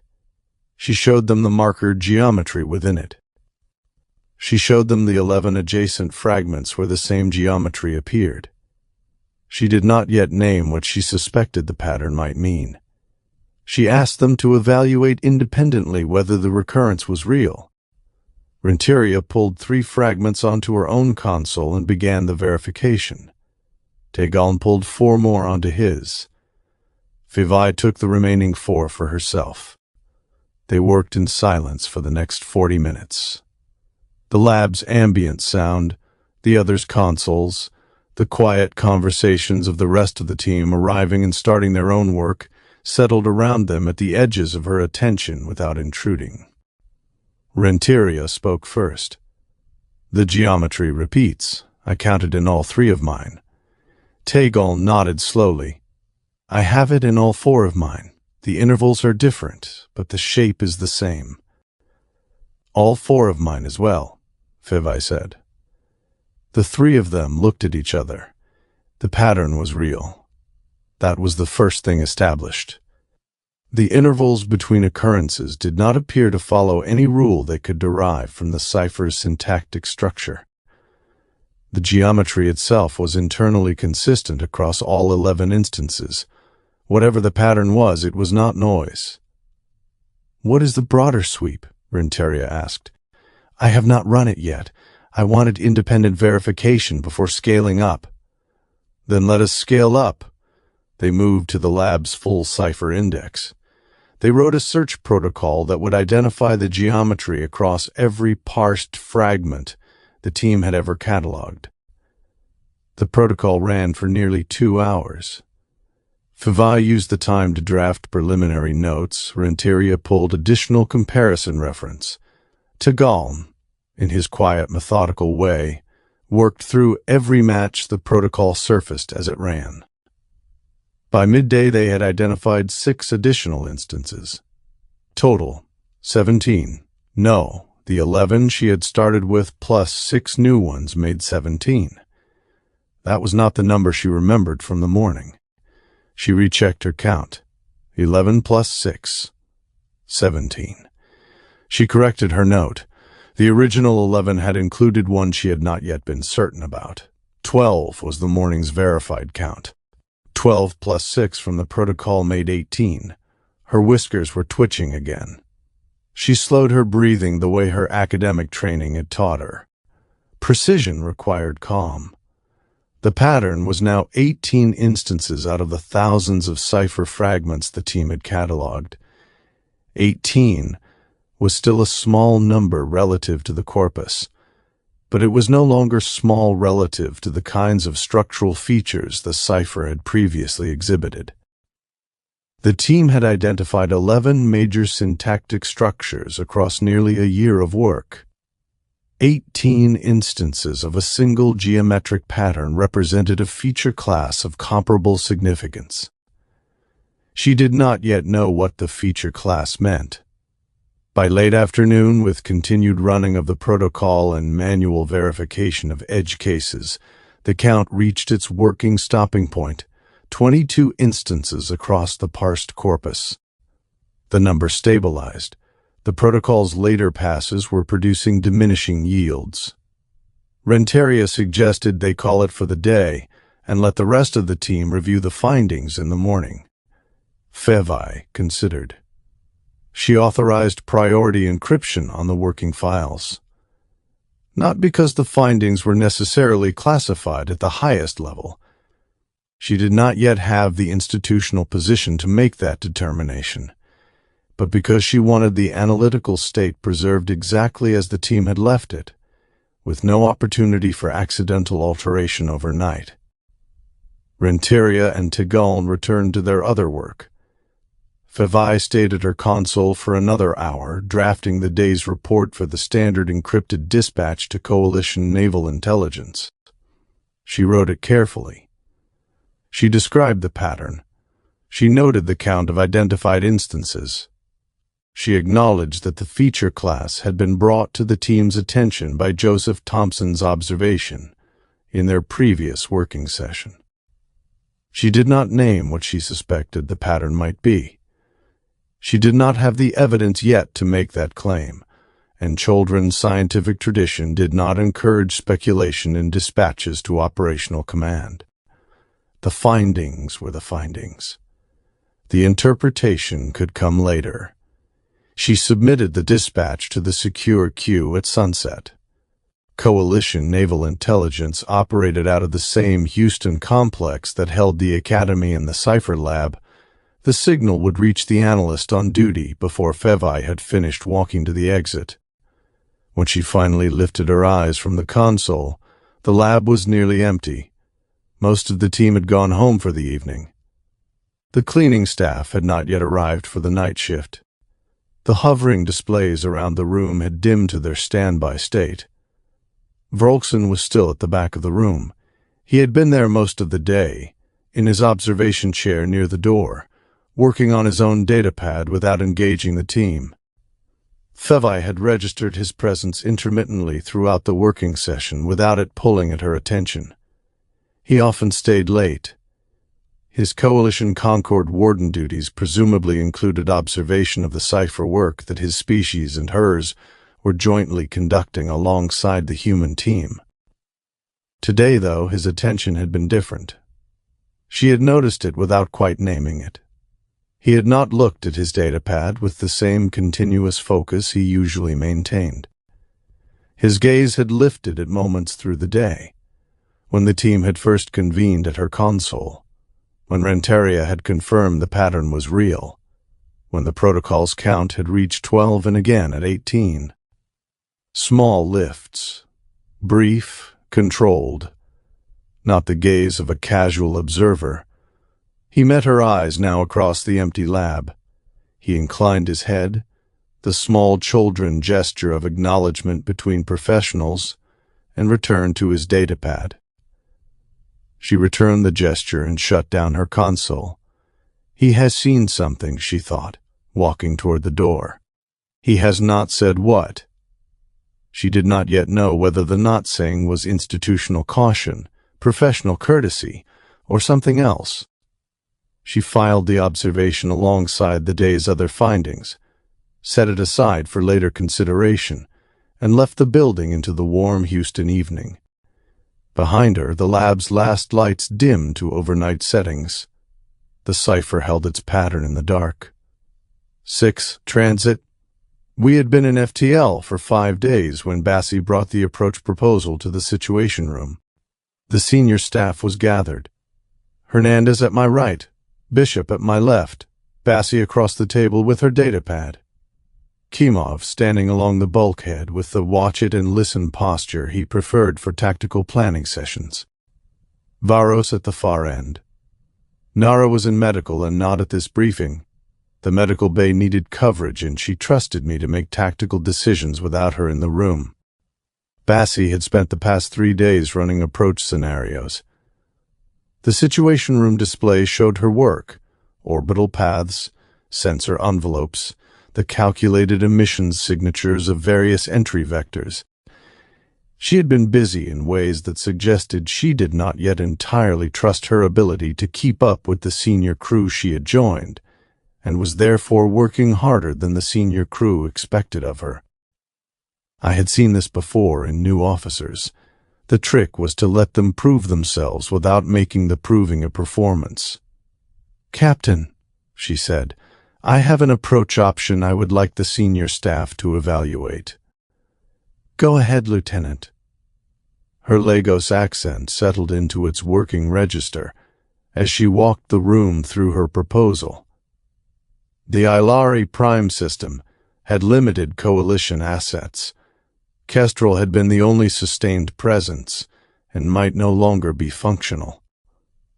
Singapore would arrive with minimal local intelligence and no friendly forces to coordinate with. Active sensor sweeps would announce our presence to any hostile actor in the system before we had information about that actor's disposition. Her proposal was passive-only detection. Singapore would drop to real space at the edge of the system and use natural radiation, stellar emissions, planetary magnetic fields, solar-wind interactions, the ambient cosmic ray flux as the detection medium. She would absorb what was already there rather than broadcasting and reading returns. The approach would use the outer gas giants as sensor cover, moving along orbital paths that kept large bodies between Singapore and the inner system until we had built enough passive picture to know what we were walking into. It would be slower than a standard approach. It would also be the difference between arriving informed and arriving announced. "How much slower?" Hernandez asked. "Roughly 40 hours from initial dropout to inner system position," Bassie said. "Standard approach would be 12. "And the picture we build in those 40 hours? "Detection envelope for any active emitter in the system. Thrihiel's ship will be transmitting something. Comm to his ground element, navigational beacons, basic ship operations. We will see him before he sees us, if he is using anything more sophisticated than a hermetically dark posture." Bishop spoke up from across the table. "I can fly it." That was the endorsement that mattered. Bishop knew the routes. Bishop would be the one threading the needle through gas giant gravity wells and orbital alignments. If she said she could fly it, she could fly it. Hernandez looked at me. "Bassie," I said, "make it the plan. 40 hours from dropout, coordinate the orbital paths with Bishop, and have the detection envelope draft on my desk by end of watch tomorrow. Good work." Bassie nodded once, and did not allow herself the small visible relief she was probably feeling. Coalition Naval Academy training kept the response level. The work had landed, the work would continue.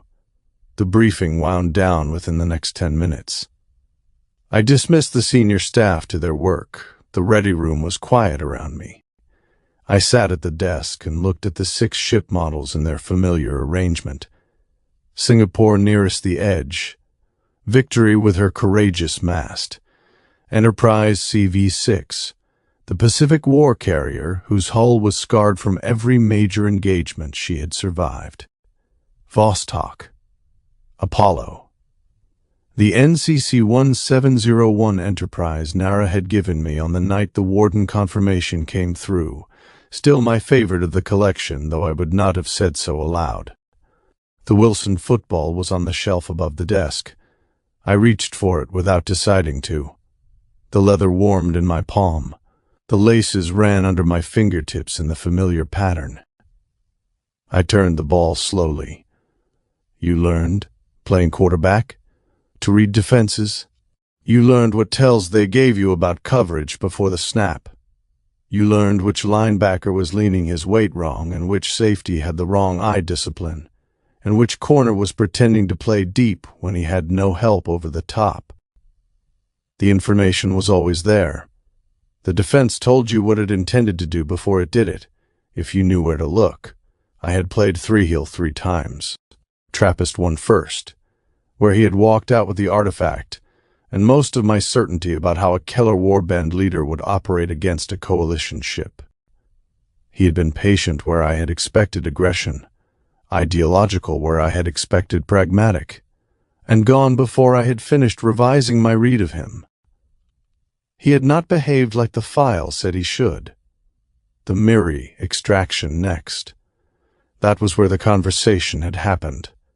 We had stood on an ice field across an open comm channel, and he had read my dossier back to me in the calm conversational register of a man with no particular urgency about what he was saying. He had known my academy record. He had known my command assessments. He had named my ship and my crew. The Whisper network had been thorough, he said, before they burned the relationship. He said it the way a man mentions a vendor in passing. I had not known until that moment that the Whisper network had ever held a relationship with anyone on his side of the line. Then he had told me about the wreck on the far side of the moon. He had named it specifically. He had named what coalition engineers pulled from it in 2070. He had named the FTL drive, the materials science, the power generation. He had told me his read of the classification posture, that the coalition government believed it was still secret, with another century of layered concealment planned. He had said all of this in the calm conversational register he had been using throughout the encounter, stating facts, not arguing them. I had operated the months since knowing that one Kehlar rogue had walked into a conversation with a coalition officer carrying that piece of institutional knowledge, and that whatever was inside coalition counterintelligence files about how the lunar wreck remained secure was, at minimum, incomplete. He had also told me there was a pattern. The Lenians knew theirs, the relocation. The children suspected theirs. Humanities, he said, was simply the one still treated as private by a population that had convinced itself the gift was an achievement. The argument had the kind of partial truth that made it harder to refuse than a clean lie would have been. Some of it was correct. The Lenians had been relocated. Coalition technology did derive from a wreck. The fact that some was correct was the entire reason the argument worked. He had shown me an artifact, hand-sized in a suspension case at his hip. He had said it was a piece from the Trappist site, obtained before coalition intelligence even knew the larger find existed. He had said the Trappist site was part of a longer pattern reaching further back than any coalition institution was prepared to acknowledge. He had said my species had been invited to a table we did not yet know existed, and the question was whether we would arrive standing or kneeling. He had offered to let me leave with the Miri mail in exchange for information.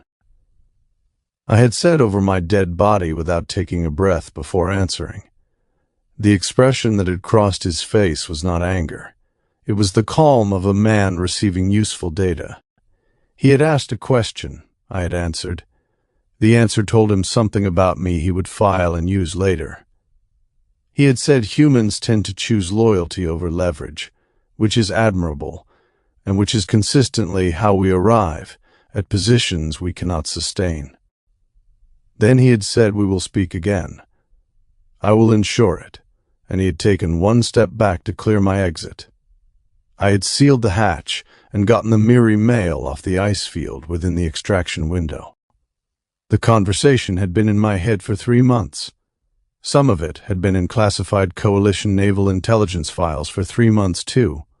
Some of it had not been written down anywhere because writing it down would have required acknowledging that he knew. Then Eden. The Eden game had ended in what Coalition naval intelligence formally classified as a costly Coalition victory. Thrihiel had run a shell game on the surface that I had read part way through, and not all the way through, and he had walked out with the Trappist artifact, while we kept Joseph and the Eden object, and what was left of the community's homes.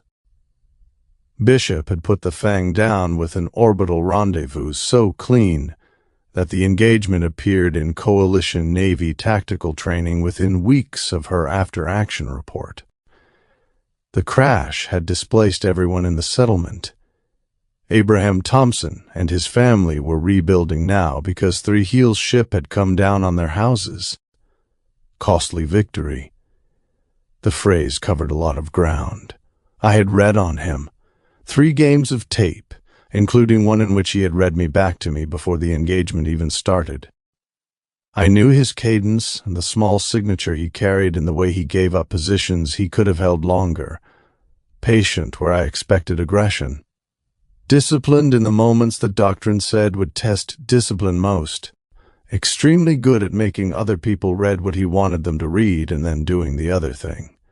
He had also told me, at the Miri extraction, that he was operating with a specific read of my tendencies. He had filed over my dead body as data about how I would respond to information offers under pressure. Whatever play he was running at Aelari Prime, he was running it expecting me to be the captain he had specifically catalogued, the one who would choose loyalty, who would protect non-combatants, who would refuse the deal even when the deal might be operationally rational. That was the read he had on me. It was a real read. It was also a read that could be used against me if I let it. He had taken Kestrel and left the personnel alive. That was a tell, but only about his methods, not about what he wanted next. He wanted the Aelari Prime artifact. The Bronze Age civilization between us was not enough to keep him from reaching for it. He would expect Coalition response to follow doctrine.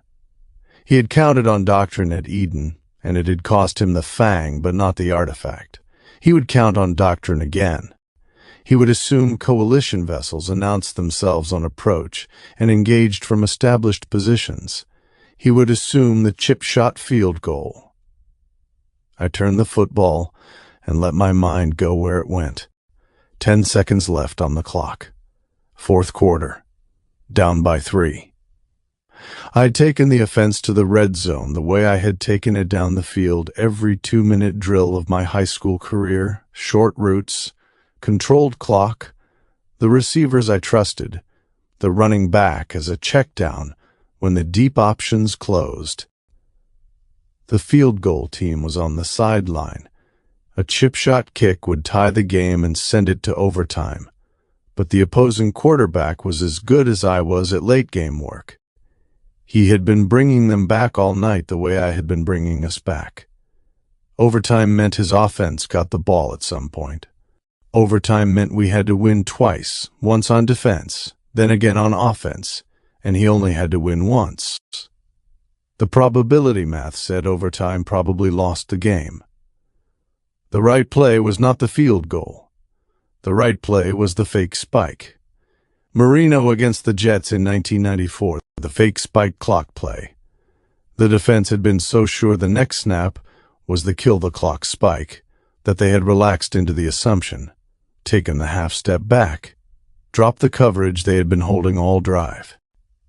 Marino had taken the snap and not spiked it. He had thrown to Mark Ingram in the end zone for a touchdown. Game over. No overtime needed. The defense had read the obvious play, and the obvious play had been a lie. The fake worked against good defenses, not bad ones. Bad defenses did not relax. Good defenses relaxed because they were so accustomed to reading what the offense appeared to be doing that they trusted their read. The fake worked because of what the defense already knew. I looked at the CV-6 model on the desk. She had come back from every engagement of the Pacific War. Damaged at Eastern Solomons. Damaged at Santa Cruz. Damaged at the Philippine Sea. Each time her crew had patched what they could patch in the time they had and returned her to operations. The lesson her hull carried was not invulnerability. It was the willingness to take damage and keep working.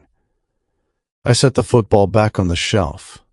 The conventional play was to hold orbit when we arrived, observe what Thrihiel was doing, and wait for coalition reinforcements before engaging. The conventional play was the chip-shot field goal that sent the game to overtime against an opponent who would probably win in overtime.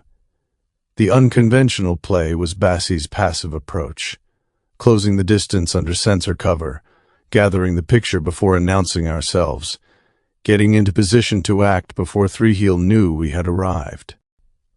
It would not work against a sloppy opponent. It would work against this opponent, because this opponent was good enough to assume that any coalition response would follow doctrine. His read would be the spike. I was going to throw it. I stood and walked out of the ready room. The corridor was at Watch 3 lighting, dim and warm, and the Deck 2 thoroughfare ran past the open doorway of the medical bay, where Nara was running a routine equipment calibration on the diagnostic station. She looked up when she heard me come in. "You finished the briefing," she said. "I did. And? Bassie is good? I told you she would be. You did." She set the calibration tool down and gave me her attention in the way she did when she could see something working through me. "What is it?" "Nothing yet." I sat on the edge of the diagnostic table. I was just thinking about a play. "What kind of play?" "The kind where you make the defense believe you are doing one thing so that they let you do the other thing." She considered this with the small professional seriousness she used when she was deciding whether what I had just said was tactical or metaphorical. "Both," she said after a moment. "Both," I agreed. She came over to where I was sitting and rested her hand on my shoulder for a second longer than the gesture strictly required. Neither of us said anything else. The transit continued around us. Singapore moved toward Aelari Prime at her cruising FTL pace. Somewhere ahead, Thrihiel was doing whatever he was doing. Somewhere ahead, 6 Kestrel personnel might be alive or dead. Somewhere ahead, the play would have to be called. I would have a better read when we dropped to real space. For now, Nara's hand on my shoulder was enough. 7, Vrolchen?" Vrolchen remained at his observation chair after the last of the team had gone. The Houston lab was quiet at this hour. The cleaning staff would not arrive for another 40 minutes.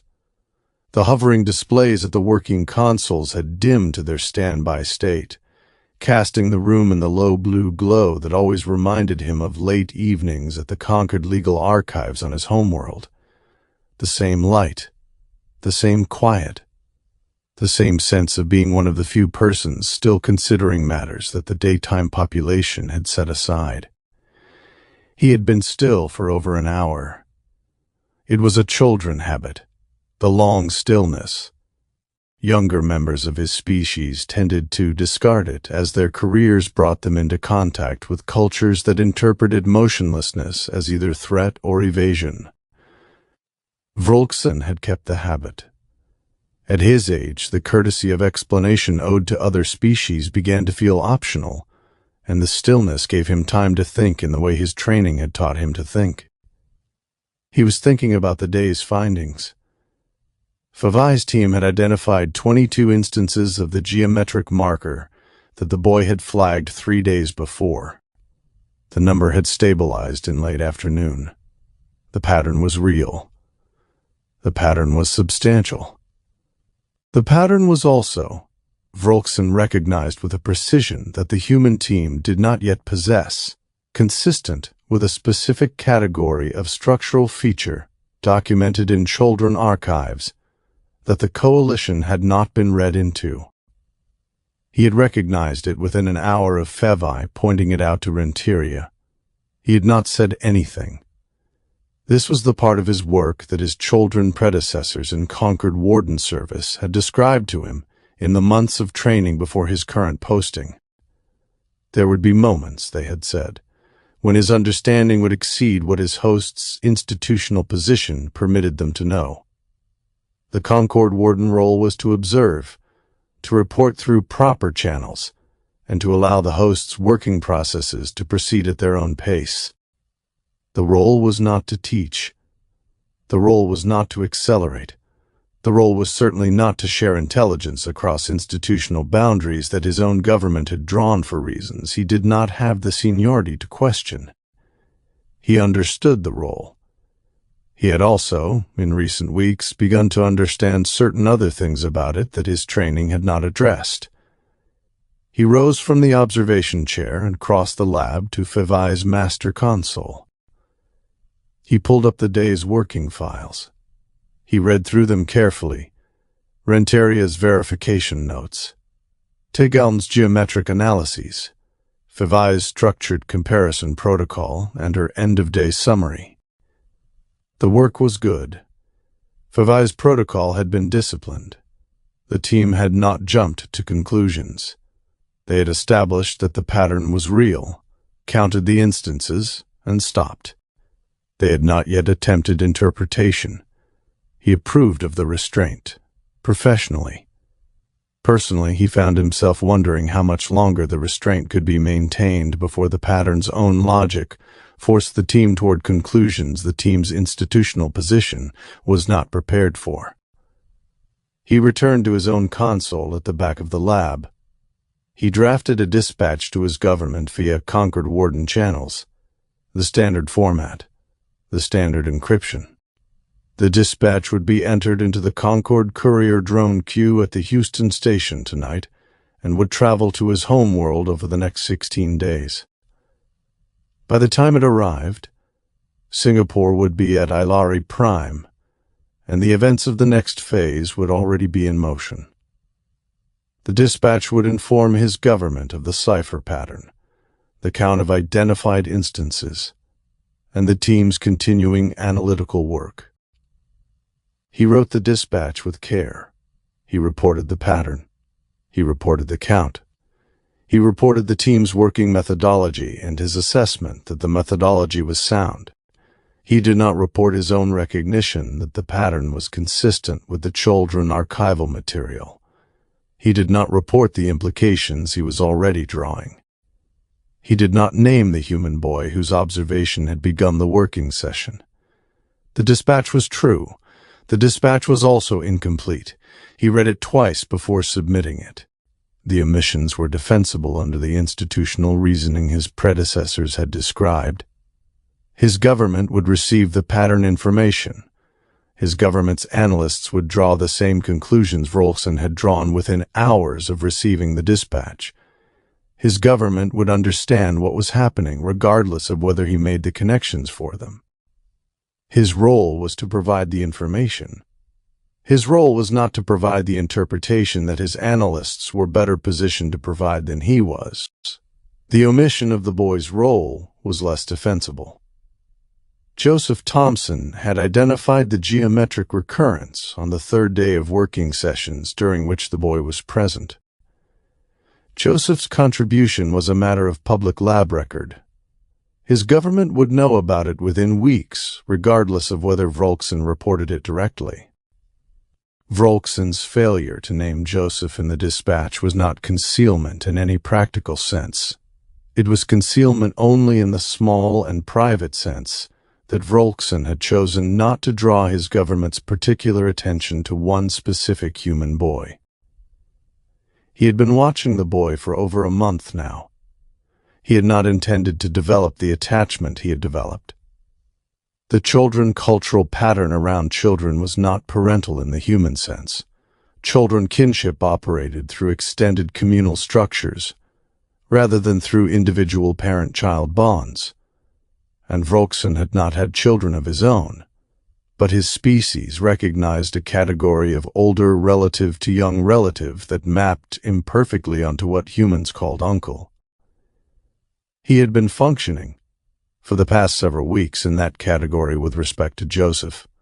The boy did not know it. Fevai did not know it. Volkson himself had not articulated it until very recently. The dispatch did not name the boy.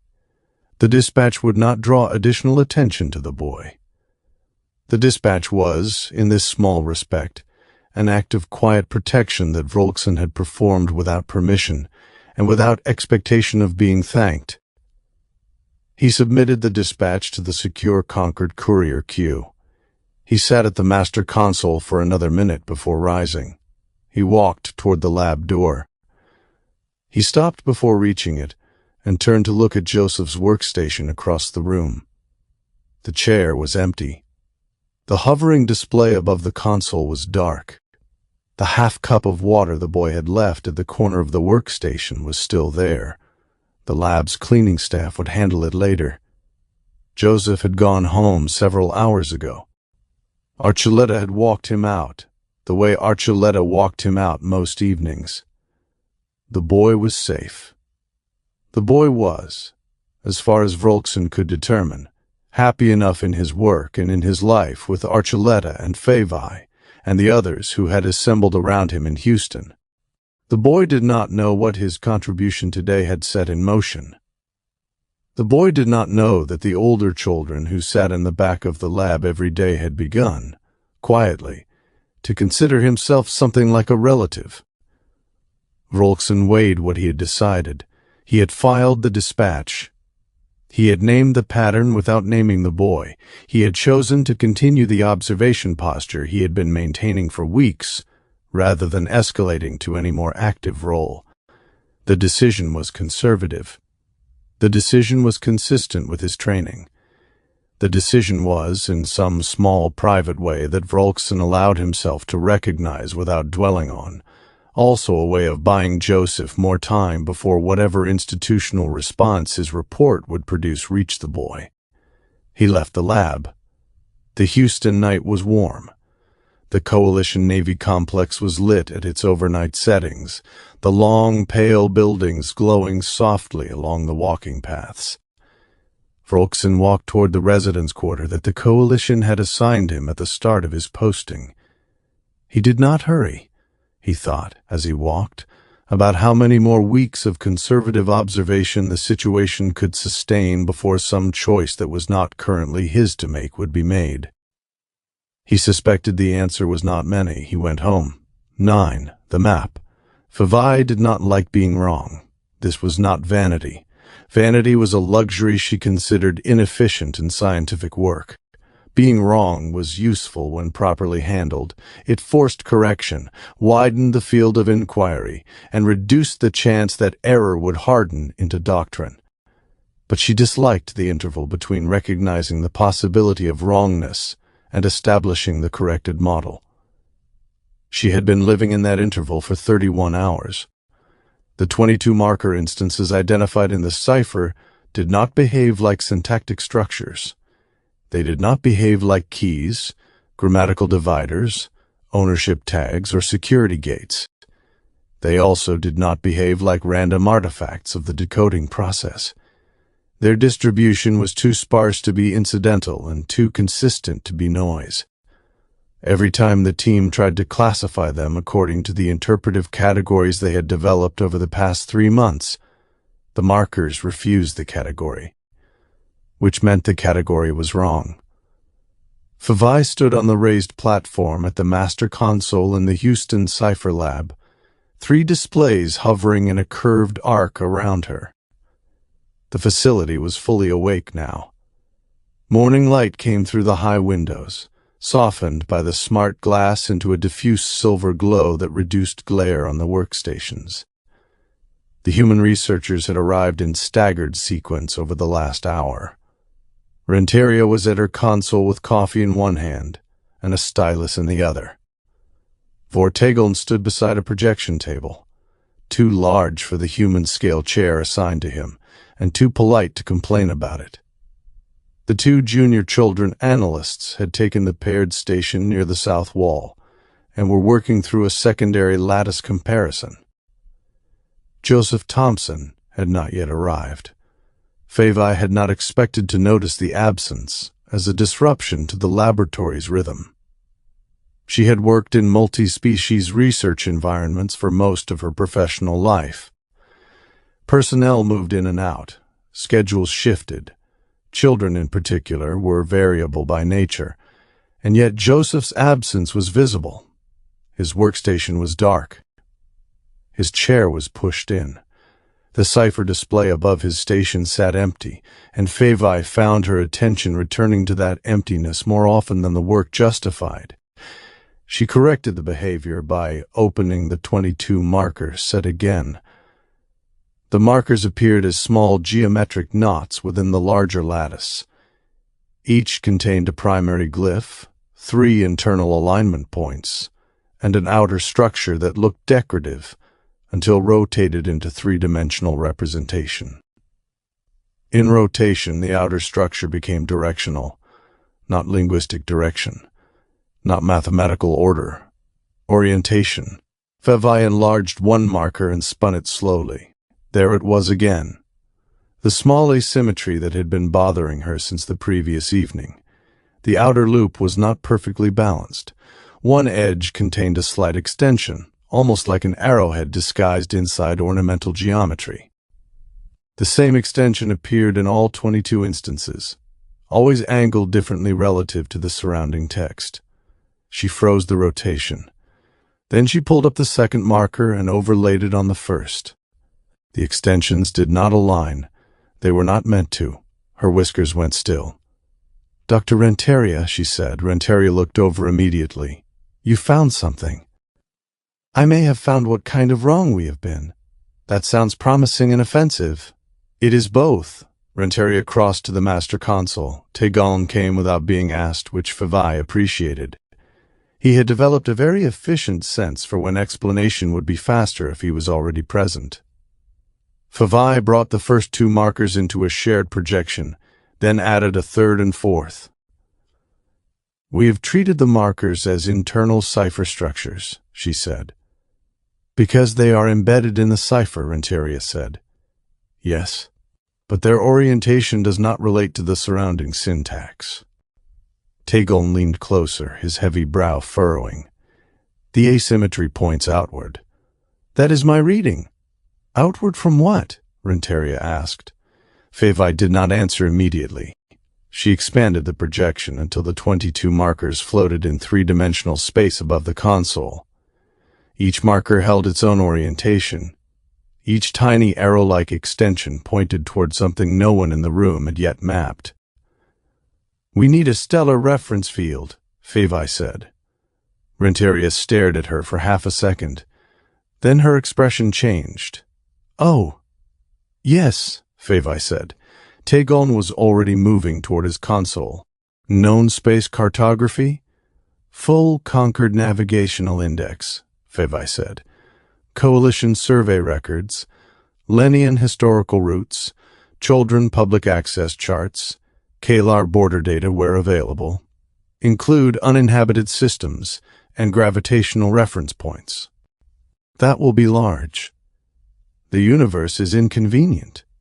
Renteria gave a short laugh and returned to her workstation. For the next 2 hours, the lab became very quiet. Not silent. Laboratories never were. Equipment hummed. Keyboards clicked. Renteria muttered occasional profanity at the cartographic interface. The junior children analysts exchanged rapid, low-voiced notes in their own language. Tegaln stood with arms folded, watching the expanding stellar model assemble above the central projection table. But the casual morning rhythm had disappeared. Everyone understood they had moved from analysis into the narrow corridor that sometimes opened in scientific work, the one where a model either collapsed or changed everything. Fevai loaded the 22 marker orientations into the stellar reference field. Nothing happened. Renteria exhaled. "Well, that would have been too easy." Fevai did not respond. She adjusted the scale, then the reference epoch. The cipher was old. Stellar positions shifted over time. Even over a few thousand years, proper motion mattered at the precision level required for interstellar mapping.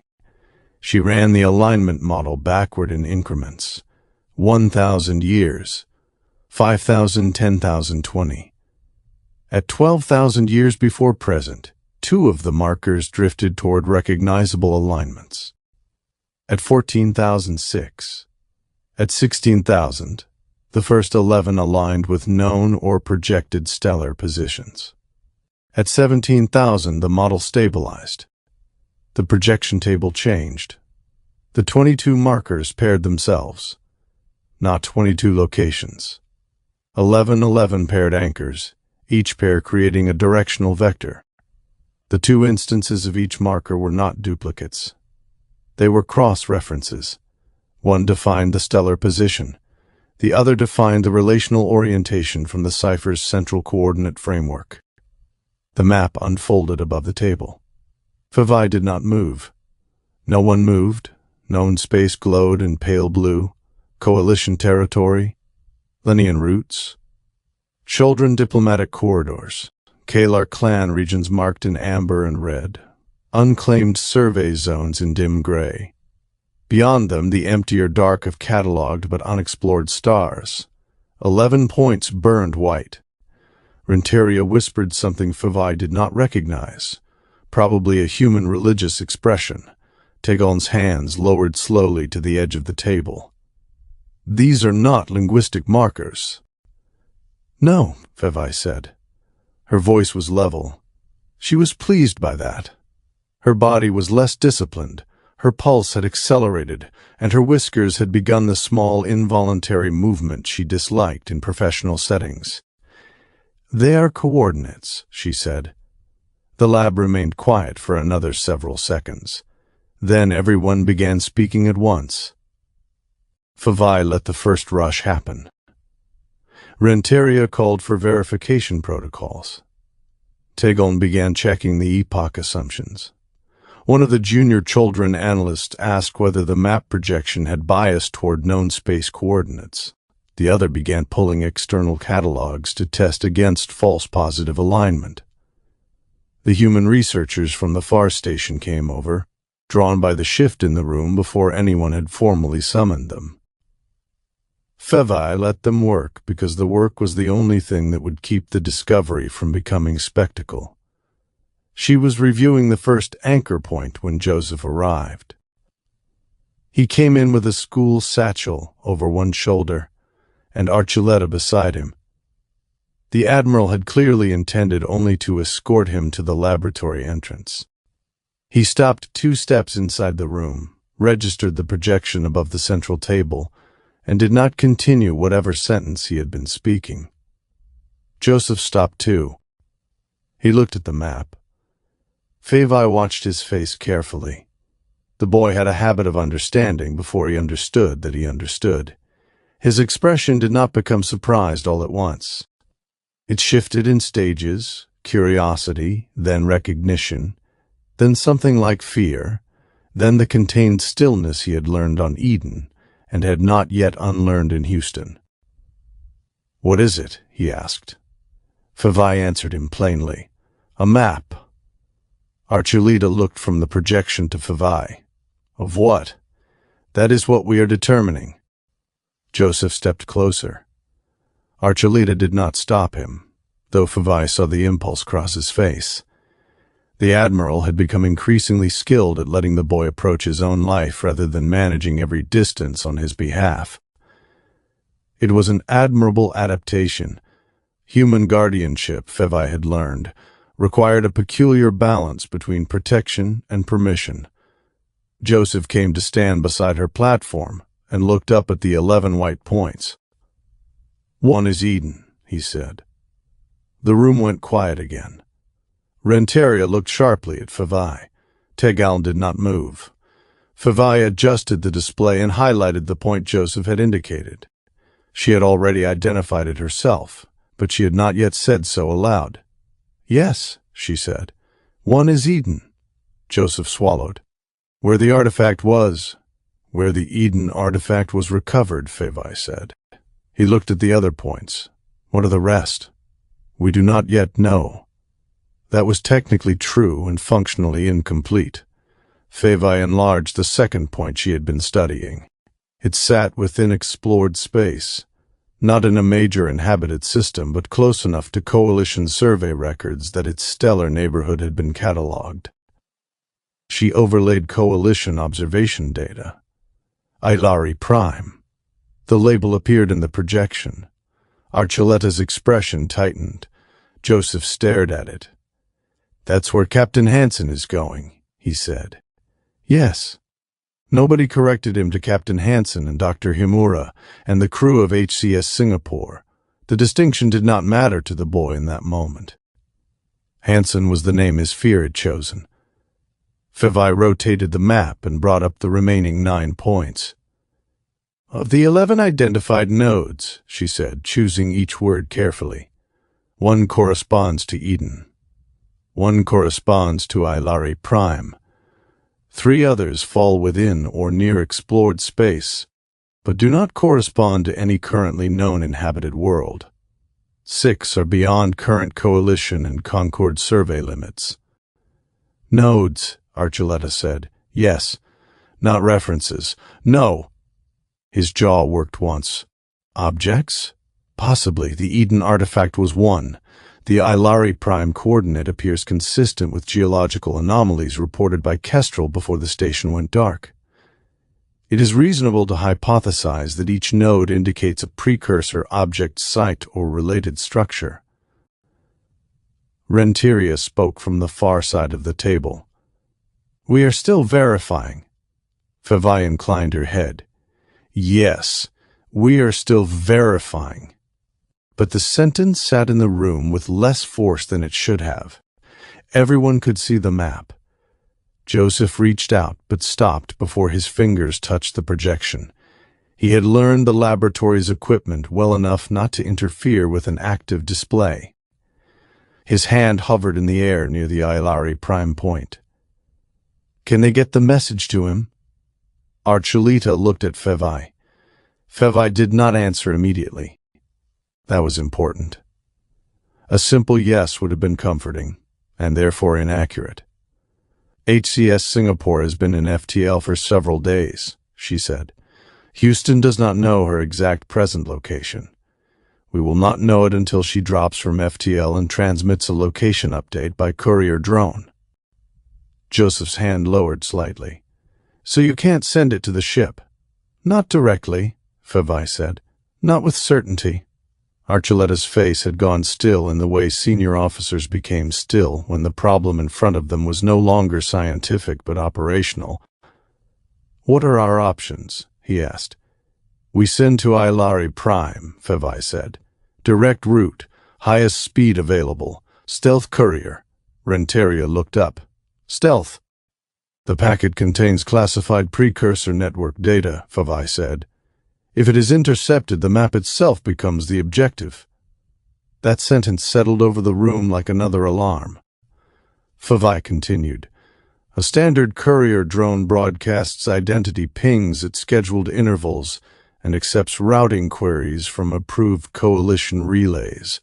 A stealth courier does not. It runs dark except for encrypted tight-beam handshake windows with pre-designated recipients. Its navigation profile minimizes detectable emissions. It will not be as easily tracked, but it also cannot ask for help from the relay chain." Archuleta nodded once. "And once it reaches Aelari Prime?" It will enter the system under passive profile and wait for Singapore to drop out of FTL or transmit her own update drone. If the ship is already there, the courier will attempt Warden channel handshake with her local communications envelope. If Peter maintains passive approach, Archuleta asked, then the courier may not find him immediately. Joseph looked from one adult to the other. How long? Fevai checked the routing estimate against the current known departure time, projected FTL corridor limits, and the Aelari Prime system's location. The estimate produced a range, not an answer. Best case, she said. The drone arrives before Singapore completes its outer system approach. More likely, it arrives during or shortly after the ship establishes its first local update cycle. And worst case? Joseph asked. Fevai hated that he knew to ask. Worst case, she said. It arrives after Captain Hansen has already made his first decisions. No one softened that. Joseph nodded once, as if accepting a duty rather than an answer. He needs to know, he said. He will, Archuleta said. Joseph looked at him. Before Thrihiel finds it? No one answered quickly enough. The boy understood the silence. Fevai disliked that. Not the boy's understanding. His understanding was part of his brilliance, and part of the reason he was necessary to the work. She disliked the fact that the universe kept requiring a 14-year-old to understand things adults could not soften in time.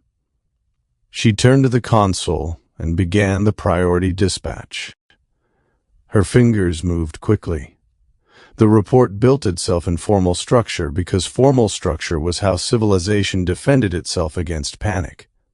Discovery summary, methodology, verification status, coordinate overlay, confirmed anchor Eden, probable active node Aelari Prime, related Kestrel geological anomaly references, operational implication, Thrihiel's raid on Kestrel likely targeted precursor node location data.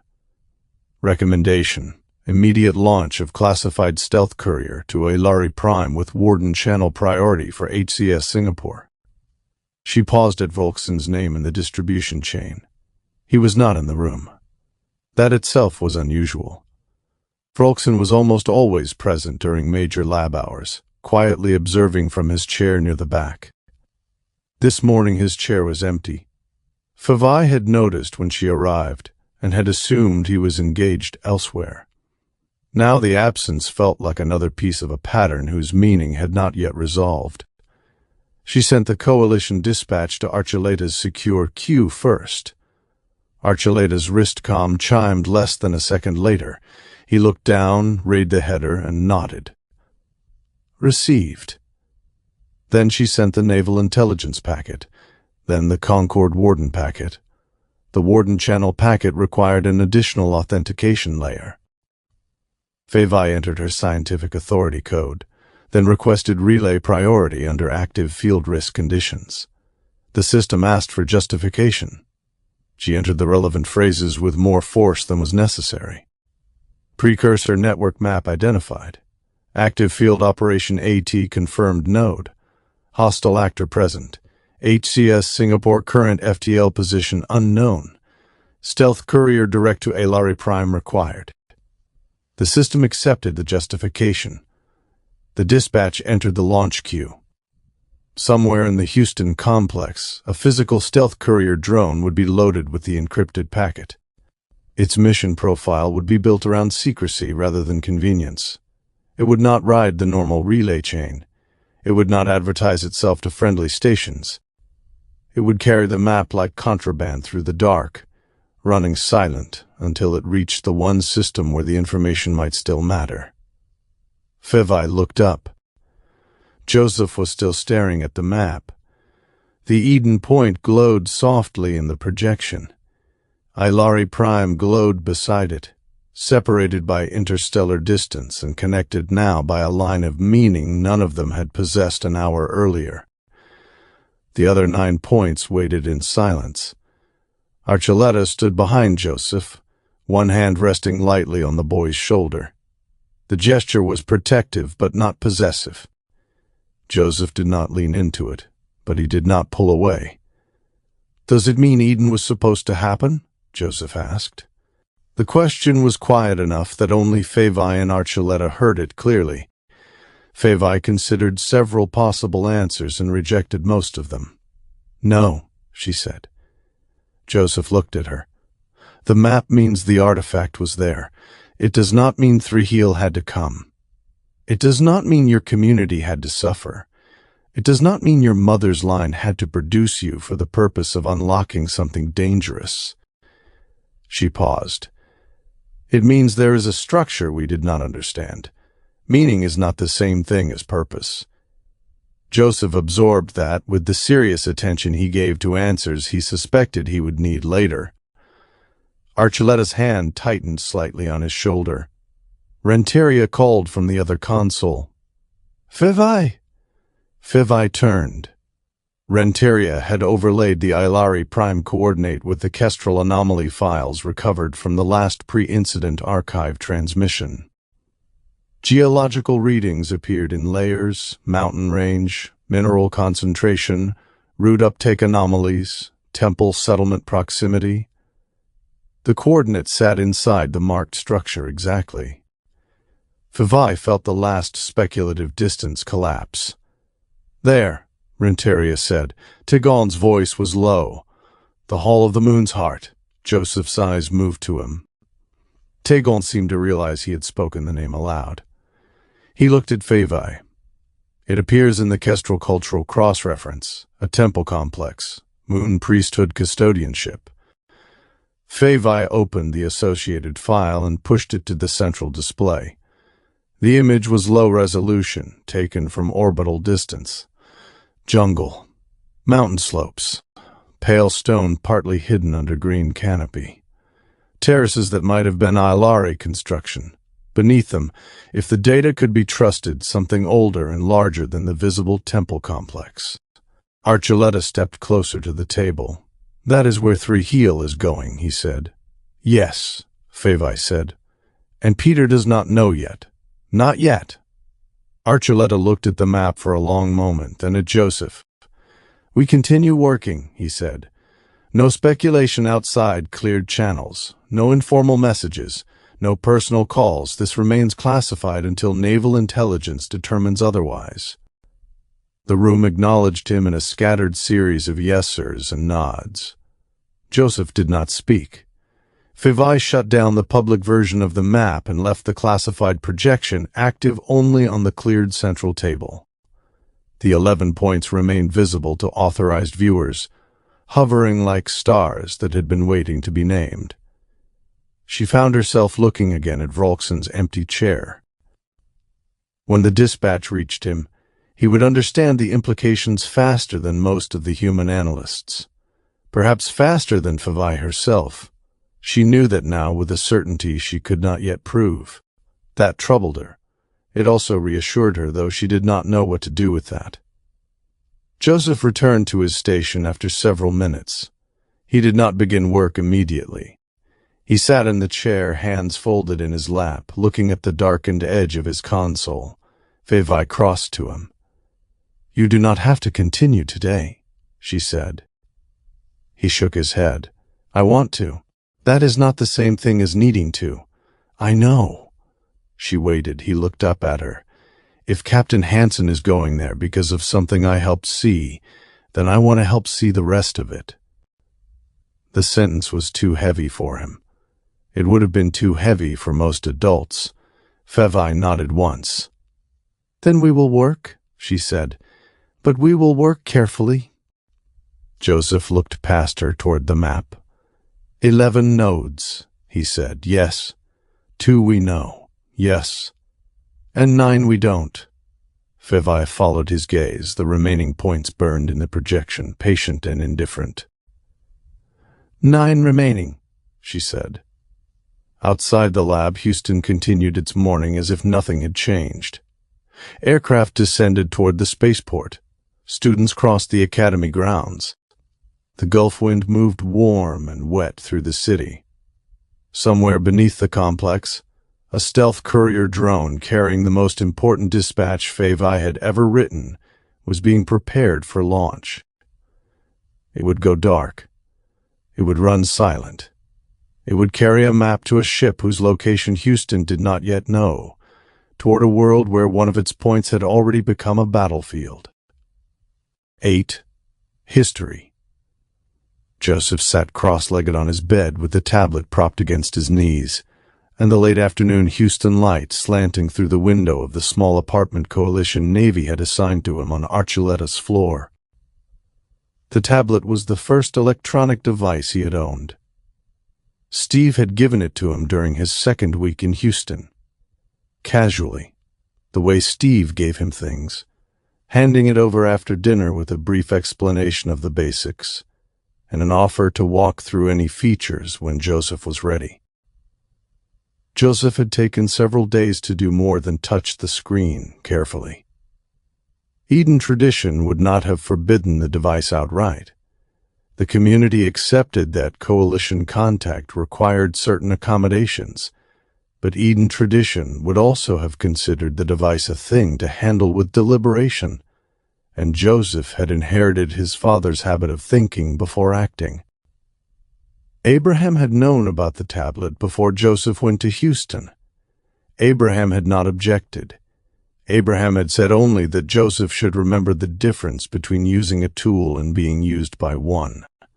Joseph had been carrying the difference with him since. He had been functional with the tablet for weeks now. He had a reading list. He had a small set of communications contacts that included Archuleta, Fevai, and the formal address for his father's settlement liaison. He had learned how to navigate the Coalition Library catalog with a patience that surprised him in retrospect. The catalog held more books than he could have read in several lifetimes, and the search interface had been built for users who knew what they were looking for. He had not known what he was looking for when he had started. He had known what he was looking for 2 weeks ago. He had been thinking, after a particularly long working session with Fevai, about the cipher artifacts' geometric patterns and what they implied about the scale of the civilization that had built them, about how little he understood the larger context of his own civilization. Fevai's team was decoding something built by people who had been working in this part of the galaxy thousands of years before humanity had begun to think of itself as humanity. Joseph had been contributing to that work without any sense of how humanity had gotten to a position where it could even attempt that contribution. He had wanted to know the history. He had searched the Coalition Library catalog that evening. He had found Margaretha Holmes' From Sputnik to First Contact, A Concise History of Human Spaceflight, Coalition University Press, 16th Revised Edition. The catalog had described it as a standard educational text widely used at upper secondary and introductory university levels. Joseph had downloaded it without consulting anyone. He had begun reading that night. He had reached the chapter on First Contact this morning. He had not been able to stop thinking about it since. The textbook handled the early period with the kind of clean chronological discipline that Joseph had come to recognize as the Coalition educational style. Sputnik 1 in 1957, Yuri Gagarin in 1961, Apollo 11 in 1969, the shuttle program, the International Space Station, the long pause through the early 21st century when humanity had argued about whether to go back to the moon while doing very little about it, the accelerating launch cadence of the 2030s and 2040s as private industry entered the field at scale, the Mars settlements of the 2050s, the first orbital industrial platforms, then 2070, and the discovery on the far side of the moon. The textbook described it in a tone of measured historical understatement that Joseph had learned was the standard Coalition register for events whose moral content the author did not want to litigate openly. A lunar geological survey team had located an anomalous structure during a routine far-side traverse. The structure had turned out to be the remains of a crashed vessel. The vessel was not human. It was old. Radiometric dating put the crash at approximately 12,000 years before the discovery. It was substantially intact in the way that only deeply buried objects can be substantially intact, the lunar regolith having sealed it from most of the processes that would otherwise have degraded it across geological time. The textbook spent several pages on what had happened next. The discovery had been classified at the highest levels almost immediately. A research program had been established. The program had operated for the better part of a generation. The technological yield had been substantial. The textbook used the phrase substantial yield the way it might use the phrase unfortunate weather conditions, which is to say with extreme economy. Faster-than-light drive principles had been derived from the Rex propulsion architecture. Materials science had advanced by decades. Power generation had advanced by more. The textbook noted, with the careful neutrality of a writer who knew that some of her readers would consider the source acknowledgement scandalous, that humanity's current technological posture was substantially derived from reverse engineering of the lunar artifact, rather than from independent human research. Joseph read the paragraph 3 times. He thought about Fevai's hovering display in the cipher lab. He thought about the consoles he worked at. He thought about the train he had ridden to the lab that morning, which ran on power generation principles that the textbook now told him had not come from humanity's own engineering. He turned the page. The textbook moved into the first decade of FTL operations. The first prototypes, the catastrophic failures. The first survey missions to nearby star systems. The first deep space encounters. And then the Eden incident. Joseph stopped reading. He looked at the chapter heading for nearly a full minute. The Eden incident. He knew the name. Eden was the system his family had settled in. Eden the planet was where he had grown up.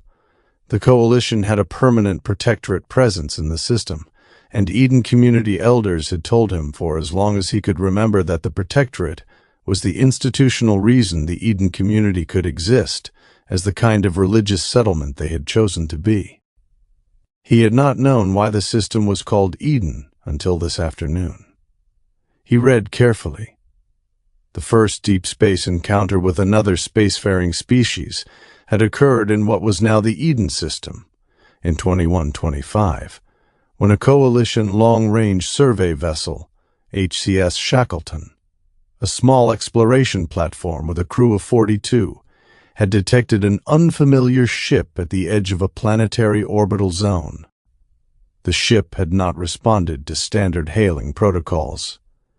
HCS Shackleton had attempted approach.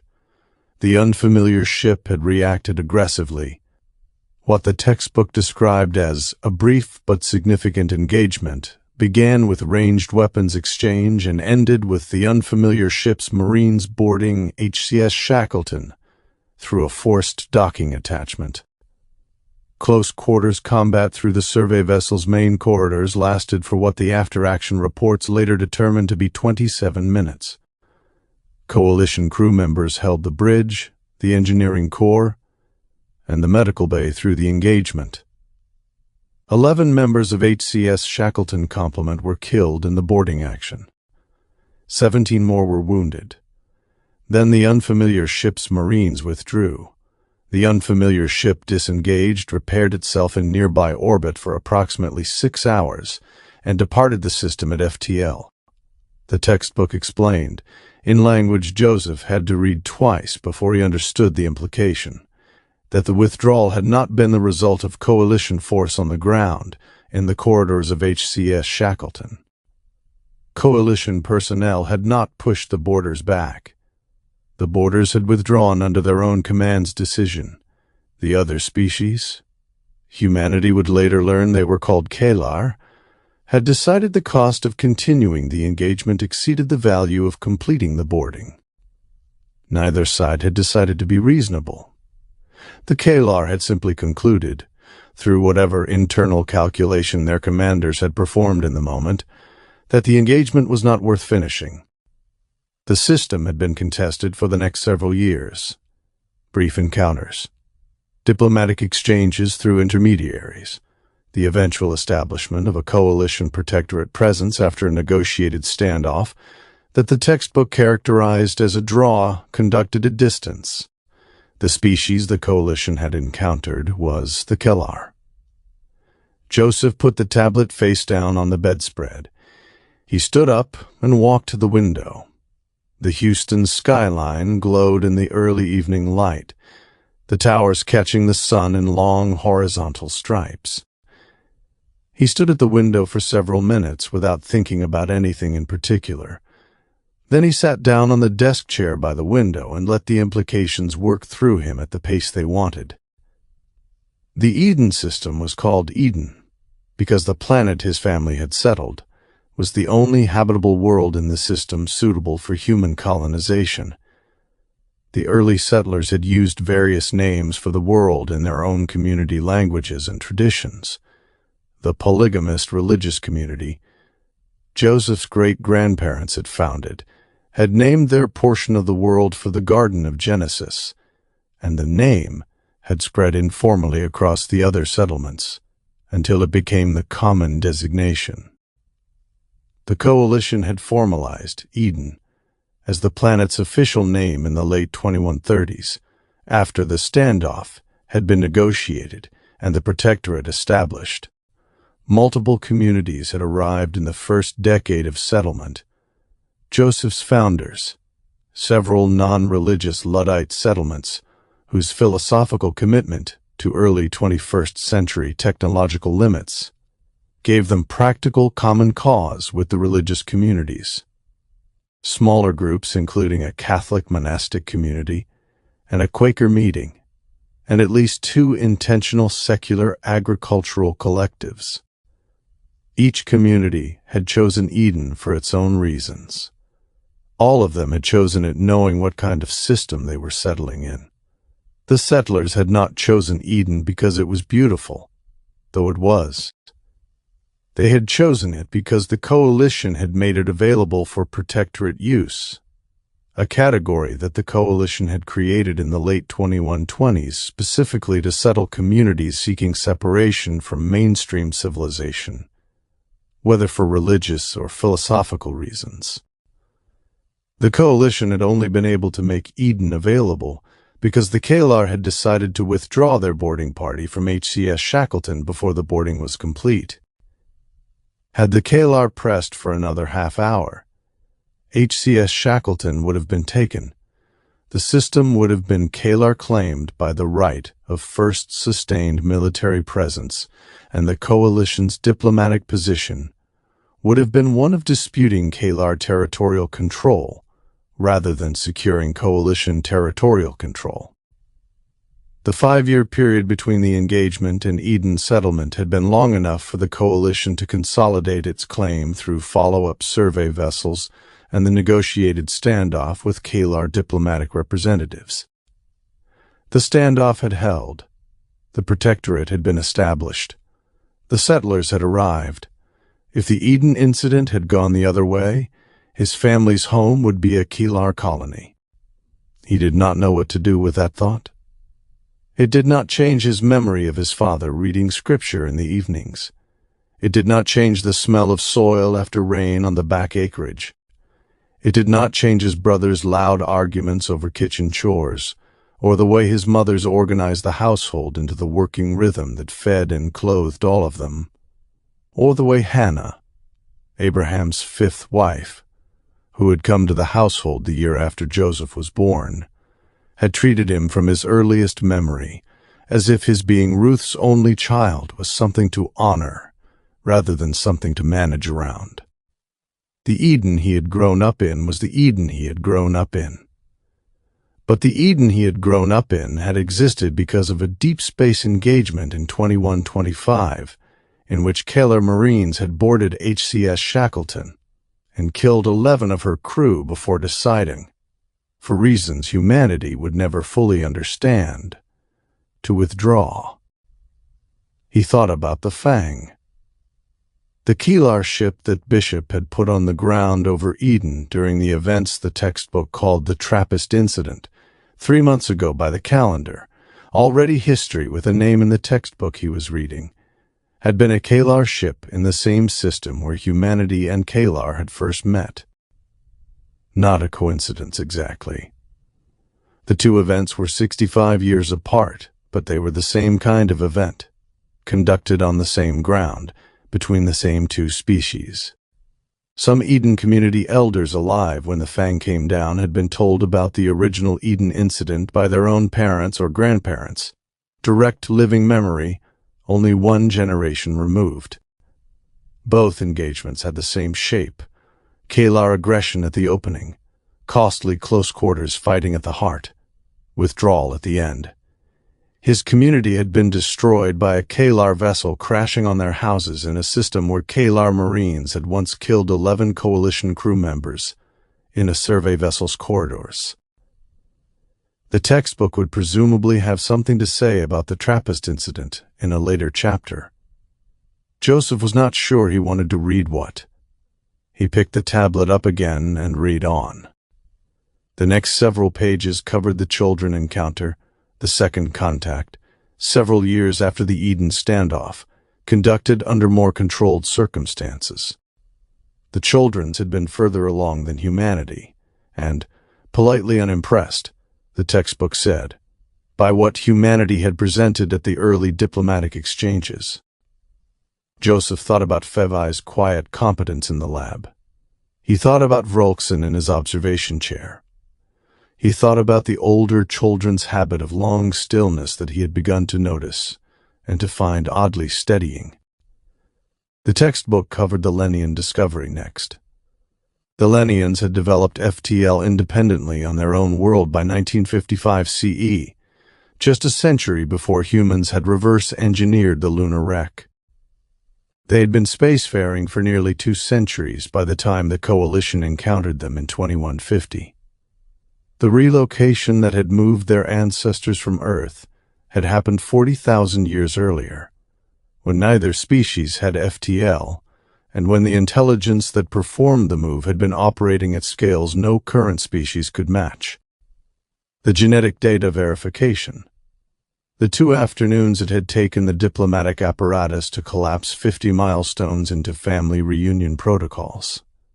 The textbook noted, in a small footnote, that the question of who had performed the original relocation remained open, and that the question opened a larger one about whether any spacefaring species in the local region had developed independently, or whether all of them were the descendants of operations performed by an intelligence the Coalition had never identified. Joseph read the footnote twice. He thought about the 3 Lenian alleles his blood carried at expression levels nobody else's blood carried. He thought about what it meant that the people humanity had recognized as relatives 40,000 years after the fact were people his ancestors had been related to before any of the species existed in their current forms. He closed the book. He sat at the desk for a long time as the Houston sky moved from gold to pink to the deep blue that came before full darkness. He thought about his father. Abraham had taught him that everything that happened was according to a plan whose author was God, and whose chapters were not always visible to the people inside them. The textbook taught that everything that had happened was according to a series of accidents that had compounded in directions nobody had predicted, and that civilization had to make sense of after the fact. The 2 accounts were not perfectly compatible. They were not perfectly incompatible either. Joseph did not know which one he believed. He thought he might be able to hold both for a while longer without deciding. He stood up, tapped the tablet's screen lock with the deliberate care he had been bringing to the device since his 2nd week with it, set it on the nightstand, and went to find something to eat. 10. Singapore sealed. FTL made his ship feel smaller. Not physically. The deck plans did not change. Deck 1 remained bridge, situation room, and the forward command spaces. Deck 2 remained captain's quarters, ready room, mess, medical, berthing, exercise, and the shipboard domestic geography that 45 people learned to navigate without conscious thought. Deck 3 remained the double-height engineering bay, where Varos and his team lived in a state of controlled irritation at physics. Deck 4 remained the double-height cargo and shuttle bay, big enough to hold both shuttles, not big enough to make any of us forget we were traveling inside a sealed military prototype at several impossible multiples of light speed. But FTL cut the universe away. There were no live calls, no real-time updates from Houston, no courier drone intercepts in transit unless a ship's projected route was known with absurd precision and someone had launched the drone before the ship entered FTL. Even then, intercept was less like catching a moving aircraft and more like throwing a message bottle into a river and hoping the river had read the flight plan. Once Singapore entered FTL, we were, in every practical sense, gone. Houston knew our destination. Houston knew our departure time. Houston knew our intended route. Houston did not know where we were now, because our now belonged to us until we dropped back into real space and told the universe where we had arrived. That was the part civilians never liked about interstellar command. They imagined faster-than-light travel as a road.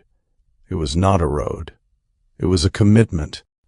I was in my ready room, reviewing Bassie's latest passive approach refinements, when Hernandez requested entry. "Come in." The door opened from the mess side, and Commander Claudia Hernandez stepped in carrying a datapad and the look she wore when she had already solved 3 problems, and expected me to dislike the 4th. That look had become increasingly familiar over the past 4 months. "Captain." "Commander." She glanced at the cold coffee on my desk. "Is that from this morning?" "Probably. It is 1900. "Then definitely from this morning." She did not comment further, which from Hernandez counted as mercy.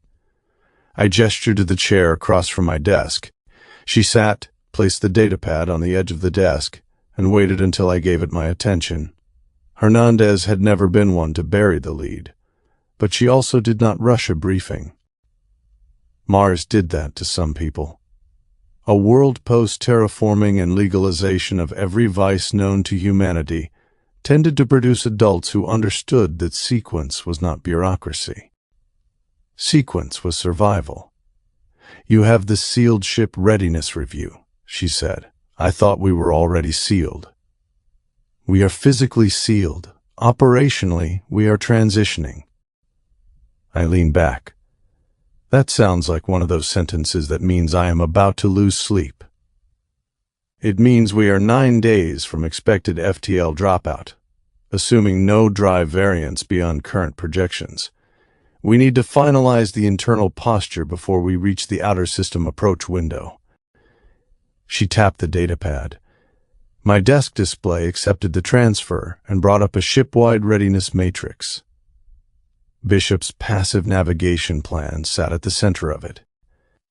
Bassie's sensor envelope work wrapped around that plan in layered geometry.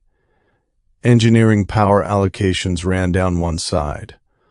Marine readiness cycles and ground equipment staging ran down the other. Medical casualty contingencies filled the bottom third, marked in Nara's clipped annotation style. No wasted words. No comforting adjectives. "Well," I said, "that looks cheerful." "It is not intended to be cheerful. You have succeeded." Hernandez ignored that and brought up the first section. "Communications discipline. We maintain full emissions control through dropout unless you override. No standard beacon. No active sweep. No routine courier launch until Bishop confirms our position and Bassie confirms no hostile emitter within passive detection range. That delays our location update to Houston." "Yes?" I looked at the route projection. "How much?" "Best case, 6 hours after dropout. Worst case, 12 to 18, depending on outer system geometry and whether we need to stay behind the first gas giant longer than planned. I nodded slowly. That was the right call. I did not like it, which was not the same thing as disagreeing with it. When we do launch the update drone, Hernandez continued, I recommend a 2-packet configuration. First packet, minimal location and status burst to Houston and Nimitz. Second packet, classified operational detail through naval intelligence and Warden channels. Why split them? If the drone is intercepted, the minimal packet gives away less. If the classified packet is compromised, at least Houston receives proof of arrival and approximate operating area. That assumes the drone survives long enough to transmit both. It does. And if Houston has sent anything after we left? They will have sent it to Aelari Prime, Hernandez said, or to our projected dropout volume. But they cannot route it to us directly while we are in FTL. They do not know where we are. There it was. Not a new fact. Not even an unexpected one. Just the weight of interstellar command, set carefully on the desk between us. I glanced at the Kennedy portrait on the wall. He looked as though he had heard worse, and had not enjoyed that either. No daily dispatches, I said. No, Hernandez said. No daily anything. The ship hummed quietly around us. I thought of Joseph in Houston, Fevai in the lab, Archuleta somewhere above them in the command chain, all of them living in the ordinary forward motion of time while we moved through a corridor where messages could not reach us. They could discover something essential. They could learn that Thrihiel had changed course. They could find a hidden flaw in the cipher, a warning, a name, a map. And unless they had known before we left, we would not know until we arrived. FTL did not make captains feel powerful. Not if they were paying attention. It made them feel trusted by people who had run out of ways to help. Continue, I said. Hernandez moved to the next section. Internal movement restrictions after dropout. I recommend we shift to closed compartment posture before we reach real space. I raised an eyebrow. You want to close the ship down before we know we are under threat? I want to reduce time to compartmental isolation if we are already under threat when we arrive. She highlighted the deck plan. Singapore appeared in side profile, 4 decks stacked inside her narrow delta-wing hull. Deck 1 glowed first. Bridge, situation room, forward command trunk. The portside docking hatch near the aft edge of the bridge leading directly from the situation room. Deck 1 remains command priority. Bridge and situation room access limited to assigned watch, senior staff, and Marines posted for security rotation. Deck 2 glowed next. Deck 2 remains crew support and medical priority. Mess secured after meal cycles. Medical unrestricted for casualty access. Berthing divided by watch section. Ready room available to you and me as command overflow if the situation room is compromised or occupied. That is an optimistic use of my ready room. It has a door, a desk, independent comm access, and proximity to medical in the mess. That makes it useful. I will try not to take that personally. You should not. Deck 3 expanded in the projection, showing its greater vertical volume. Deck 3 engineering is the major vulnerability and the major priority. Double height bay, central core exposed through both working levels, multiple catwalks, limited cover. Varos recommends pre-positioning emergency sealant kits here, here, and here. 3 points flashed on the diagram. He also recommends locking out non-engineering personnel below the upper gantry once we drop. Did he phrase it that politely? No. Good. I was worried he'd been replaced. Hernandez's mouth twitched, but she continued. Deck 4 cargo and shuttle bay, also double height, both shuttles secured for launch. Shuttle 1 configured for rapid personnel descent or station boarding support. Shuttle 2 configured for rescue extraction and medical overflow. I sat forward. Why split the configurations? Because we do not know whether our first shuttle mission is toward Kestrel, toward Aelari Prime, or both. The display shifted to Deck 4. The shuttle bay filled most of the visible footprint, with the 2 boxy shuttle pods berthed along the central line. Their aft propulsion blocks faced the maintenance access zone. Their portside hatches were clear for ingress. Each had 1 pilot seat forward, 8 bucket seats in the compact passenger compartment, and rear storage configured according to loadout. Shuttle 1 carried boarding gear, portable cutters, station atmosphere adapters, emergency restraints, and 2 compact recon drones. Shuttle 2 carried medical packs, stretchers, collapsible containment screens, water, emergency rations, and enough universal translator spares to make Gibby joke that we were preparing to negotiate with furniture. Kimov signed off? I asked. He did. He dislikes both loadouts, which I interpret as agreement that they are properly balanced. That is usually the translation. He wants Chen and Russo on first response rotation with him once we arrive. Russo's loud enough to count as active sensors. Captain, I'll approve the rotation. Hernandez tapped the next section. The display shifted from the deck plan to personnel scheduling. 3 watch rotations, sleep cycle adjustments, meal windows, marine exercise restrictions, medical triage preparation, engineering stress checks, helm simulations. Bishop and Varos were both marked in the late shift. I noticed before Hernandez mentioned it. They're still paired? I asked. For tonight, yes. Bishop is running the next passive entry simulation from Helm. Varos wants engineering live linked to the sim, because the drive-down profile depends on how much residual thermal signature we can dump into the outer system background. That sounds legitimate. It is legitimate. But? Hernandez looked at me with the expression of an exo who had decided whether a personnel matter was serious enough to brief and annoying enough to resent. But they work well together. That is usually a positive. It is. You say that like it's also a problem. It may become one if either of them fails to recognize that working well together and being personally attached are not the same operational category.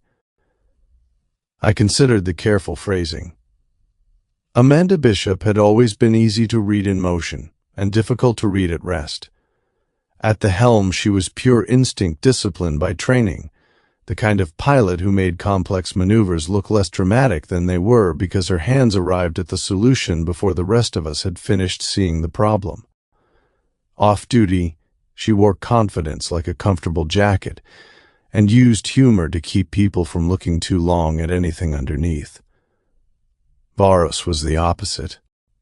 Lenian, heavy-browed, broad-shouldered, slightly nasal in voice, and so literal that new crew members often mistook him for humorless until they realized he was funnier than most of them by accident. He did not flirt by human standards. He noticed competence. He offered tools. He shared work. He listened with the deep stillness of a people who treated silence as a form of respect rather than absence. Which meant, if I understood Lenian courtship even slightly, that Bishop and Varos had been standing in the middle of something for weeks, and only one of them knew the word for it. Has it affected duty performance? I asked. No. Has either crossed a line? No. Then we observe. I agree. You're concerned anyway. I am the XO. Concern is my natural state. Mine too. I just hide it behind jokes and old football references. You do not hide it as well as you think. That was fair. I looked at the personnel chart again. Keep them paired where operationally justified. Do not pair them where it is not. If the situation becomes personal in a way that affects the ship, we deal with it. Until then, they are adults and very good officers. That was my intended recommendation. You brought it to me because? Because if I did not, and it became relevant later, you would ask why I had not. Also fair. The ship gave a faint vibration underfoot. Not a transition, not a problem. Just the deep structural resonance of FTL drive adjustments passing through the hull. You learned a ship's ordinary sounds the way you learned a friend's breathing. This one was normal. Varos would still check it. Hernandez moved to the final section. Command succession and isolated action protocols. I looked at her. You saved the cheerful part for last. Yes. The display populated with names. Hansen, Hernandez, Bishop, Himura, Kimov, Bassi, Varos. Coalition Navy doctrine had a clean line for command succession aboard small ships until real life made the line untidy. In theory, command passed by rank and billet. In practice, a prototype frigate on a Warden mission over a pre-contact world with a hostile Kehlar force in play had more contingencies than doctrine enjoyed acknowledging. If you are off-ship, Hernandez said, I retain command of Singapore. If I am incapacitated, Bishop has bridge command unless the threat profile is primarily scientific or medical, in which case Bishop retains helm authority, and Himura, or Bassi, advises according to domain. Kimov has tactical authority over marine operations, but not ship command, unless all naval command officers are incapacitated. Good. If you're on the surface and unable to communicate, you command. If you are on Kestrel and unable to communicate, you command, I said. If you are in custody, you command. If you issue an order that violates Concord non-interference doctrine under duress, I looked at her. Hernandez looked back steadily. That was why she was good. Not because she obeyed well, though she did. Not because she anticipated problems, though she did that too. She was good because she would ask the question everyone else hoped command rank would make unnecessary. If you have reason to believe I am under duress, I said, you authenticate through the Warden challenge sequence. If I fail authentication, you assume the order is compromised. And if you authenticate but still order intervention, then you make the call from the chair. Her expression did not change. That is not doctrine, she said. No, it is command. For several seconds, neither of us spoke. Then she nodded once and entered a notation on the datapad. I did not ask what she wrote.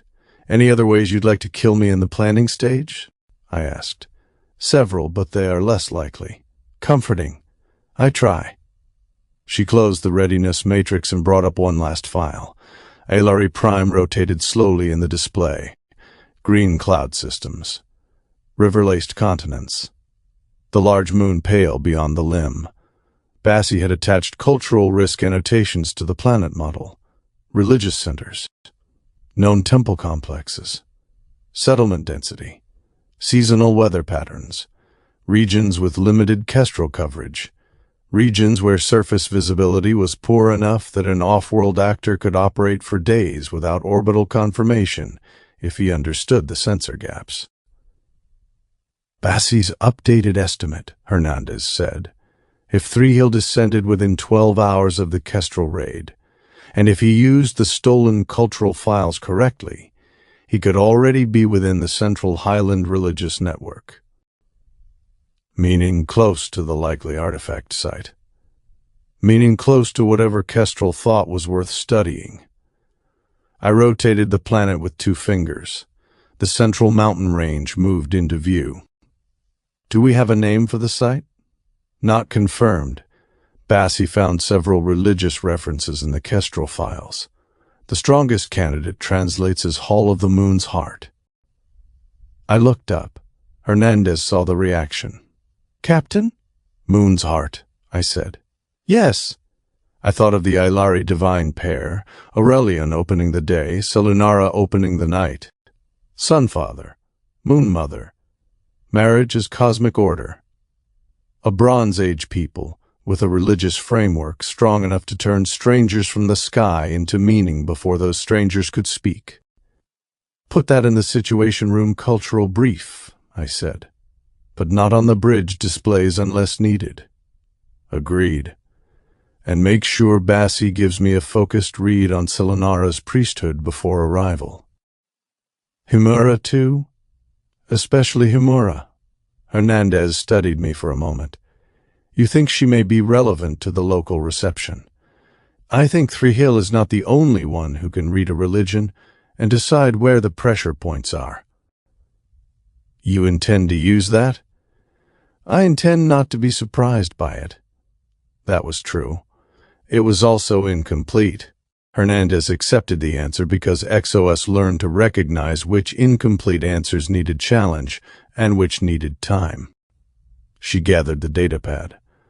I will circulate the sealed ship posture to department heads for final comment. Implementation at watch change, unless you object. No objection. She stood. Claudia. She paused at the ready room door. You're doing good work. For a second, the commander mask shifted, not falling away, just letting the person behind it show through. Thank you, sir. I mean it. This ship is better with you in that chair. Her posture changed by the smallest possible degree. Then I will endeavor not to lose the chair. Please don't. It's bad for morale. That earned the tiny Hernandez almost smile, and then she was gone. I sat for a moment after the door closed, looking at the planet still rotating above my desk. No daily dispatches, no comforting thread back to Houston.